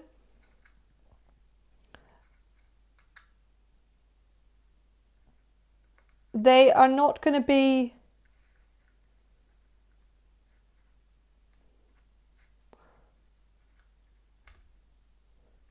like the first time you meet them, they're not going to be approaching you. And I say that as if there might be a second time that you're going to meet them. It could be that the first time it's going to be, you know, a little bit less plausible that you're going to be actually, you know, rizzing this person up. I don't think so. It feels like this person is maybe not going to be that much in reach for you, not in a symbolic sense, but actually in a physical sense, that this person is maybe going to be up on stage talking into a microphone, maybe being the host of something, and so maybe it's not going to be easy to get in contact with them when this person is working.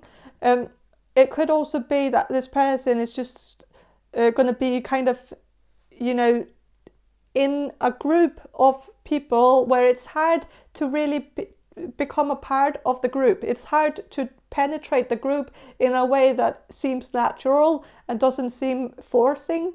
So it's just going to feel a little bit like there's a close party, like it's a closed party that you can't really start talking to this person. But I feel like maybe the second time you meet them, it could be during the same night, but you might lose hope the first time you see them, and then you might go to another bar in order to see if you can have more luck with finding somebody there, and like you're gonna maybe try your luck somewhere else, and then when that doesn't work out, you might go back to the original bar that you were at first, just to see if there's still nothing going on there. And then when you go in there, I think you're gonna have an easier time getting this person one-on-one, like kind of finding this, like, you're gonna be able to talk to them. So I feel like it's gonna be quite late before you actually start talking to them like properly. Maybe even like really late at night, like 3 a.m. or something, before you actually have them one-on-one. So it's just, but this is yeah. But I feel like you could be outside of the bar, standing there in front of the Ferris wheel, or with the Ferris wheel in the horizon. I'm going to go back to the Ferris wheel. I don't know why it's important. I don't know. But it's just that I feel like that's when you're going to have this conversation where it's going to be, a suggestive conversation. So you're gonna have to make sure that this person knows your intentions, because I feel like if you're playing it cool and playing the friendly vibes, then I think you're gonna lose this person. I think you're gonna have to be quite upfront about your desire in them, like what you want from them, and yeah. So I feel like, but I feel like maybe you will have to be the one approaching them.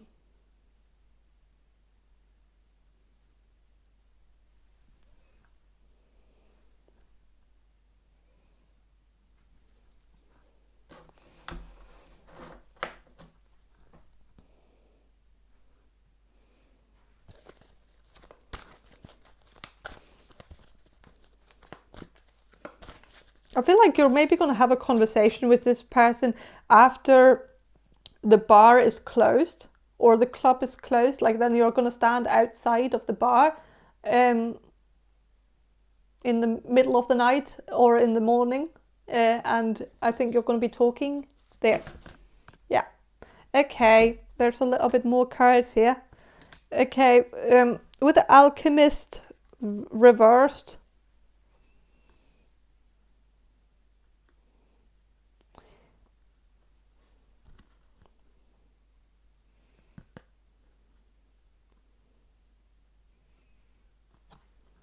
this is somebody blending and, mixing, and it's reversed. So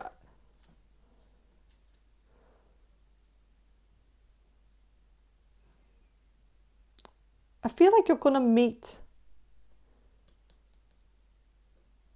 You're going to meet outside the bar, because you're not going to meet anywhere inside the bar, because that would be where the mixing is happening, I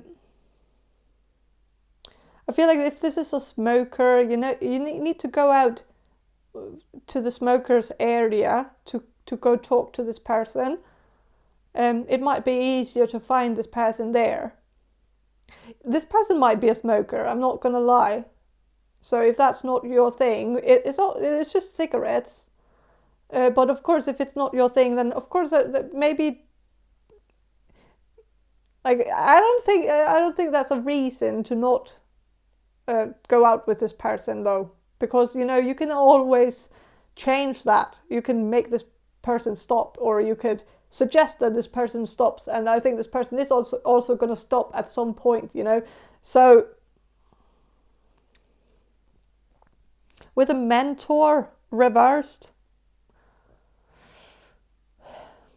you know,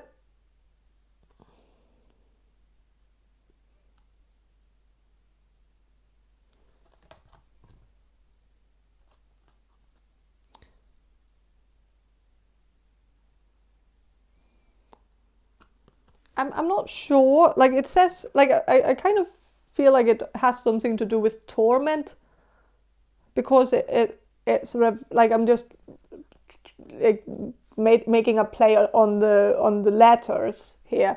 It's just what I'm kind of sensing is that something about torment, or it could be tournament. You know, something about like a tournament that you're going to go to, like something where it is a competition that's going to be happening, like somewhere, like some like a drag competition, karaoke competition.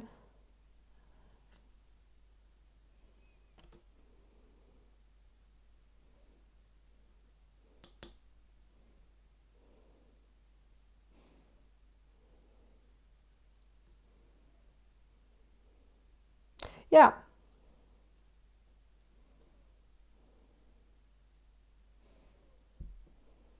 So I think that's all I have for you. I'm going to end the reading here. So thank you for watching. Thank you for I hope this reading was helpful. And I hope that if you find it helpful, that you're going to be subscribing to my channel. I hope so. It would mean a lot to me. And if you like the video, please press the like button. And if you want a personal reading from me, check the description box below for more information on how to get one. And have a great day, and bye.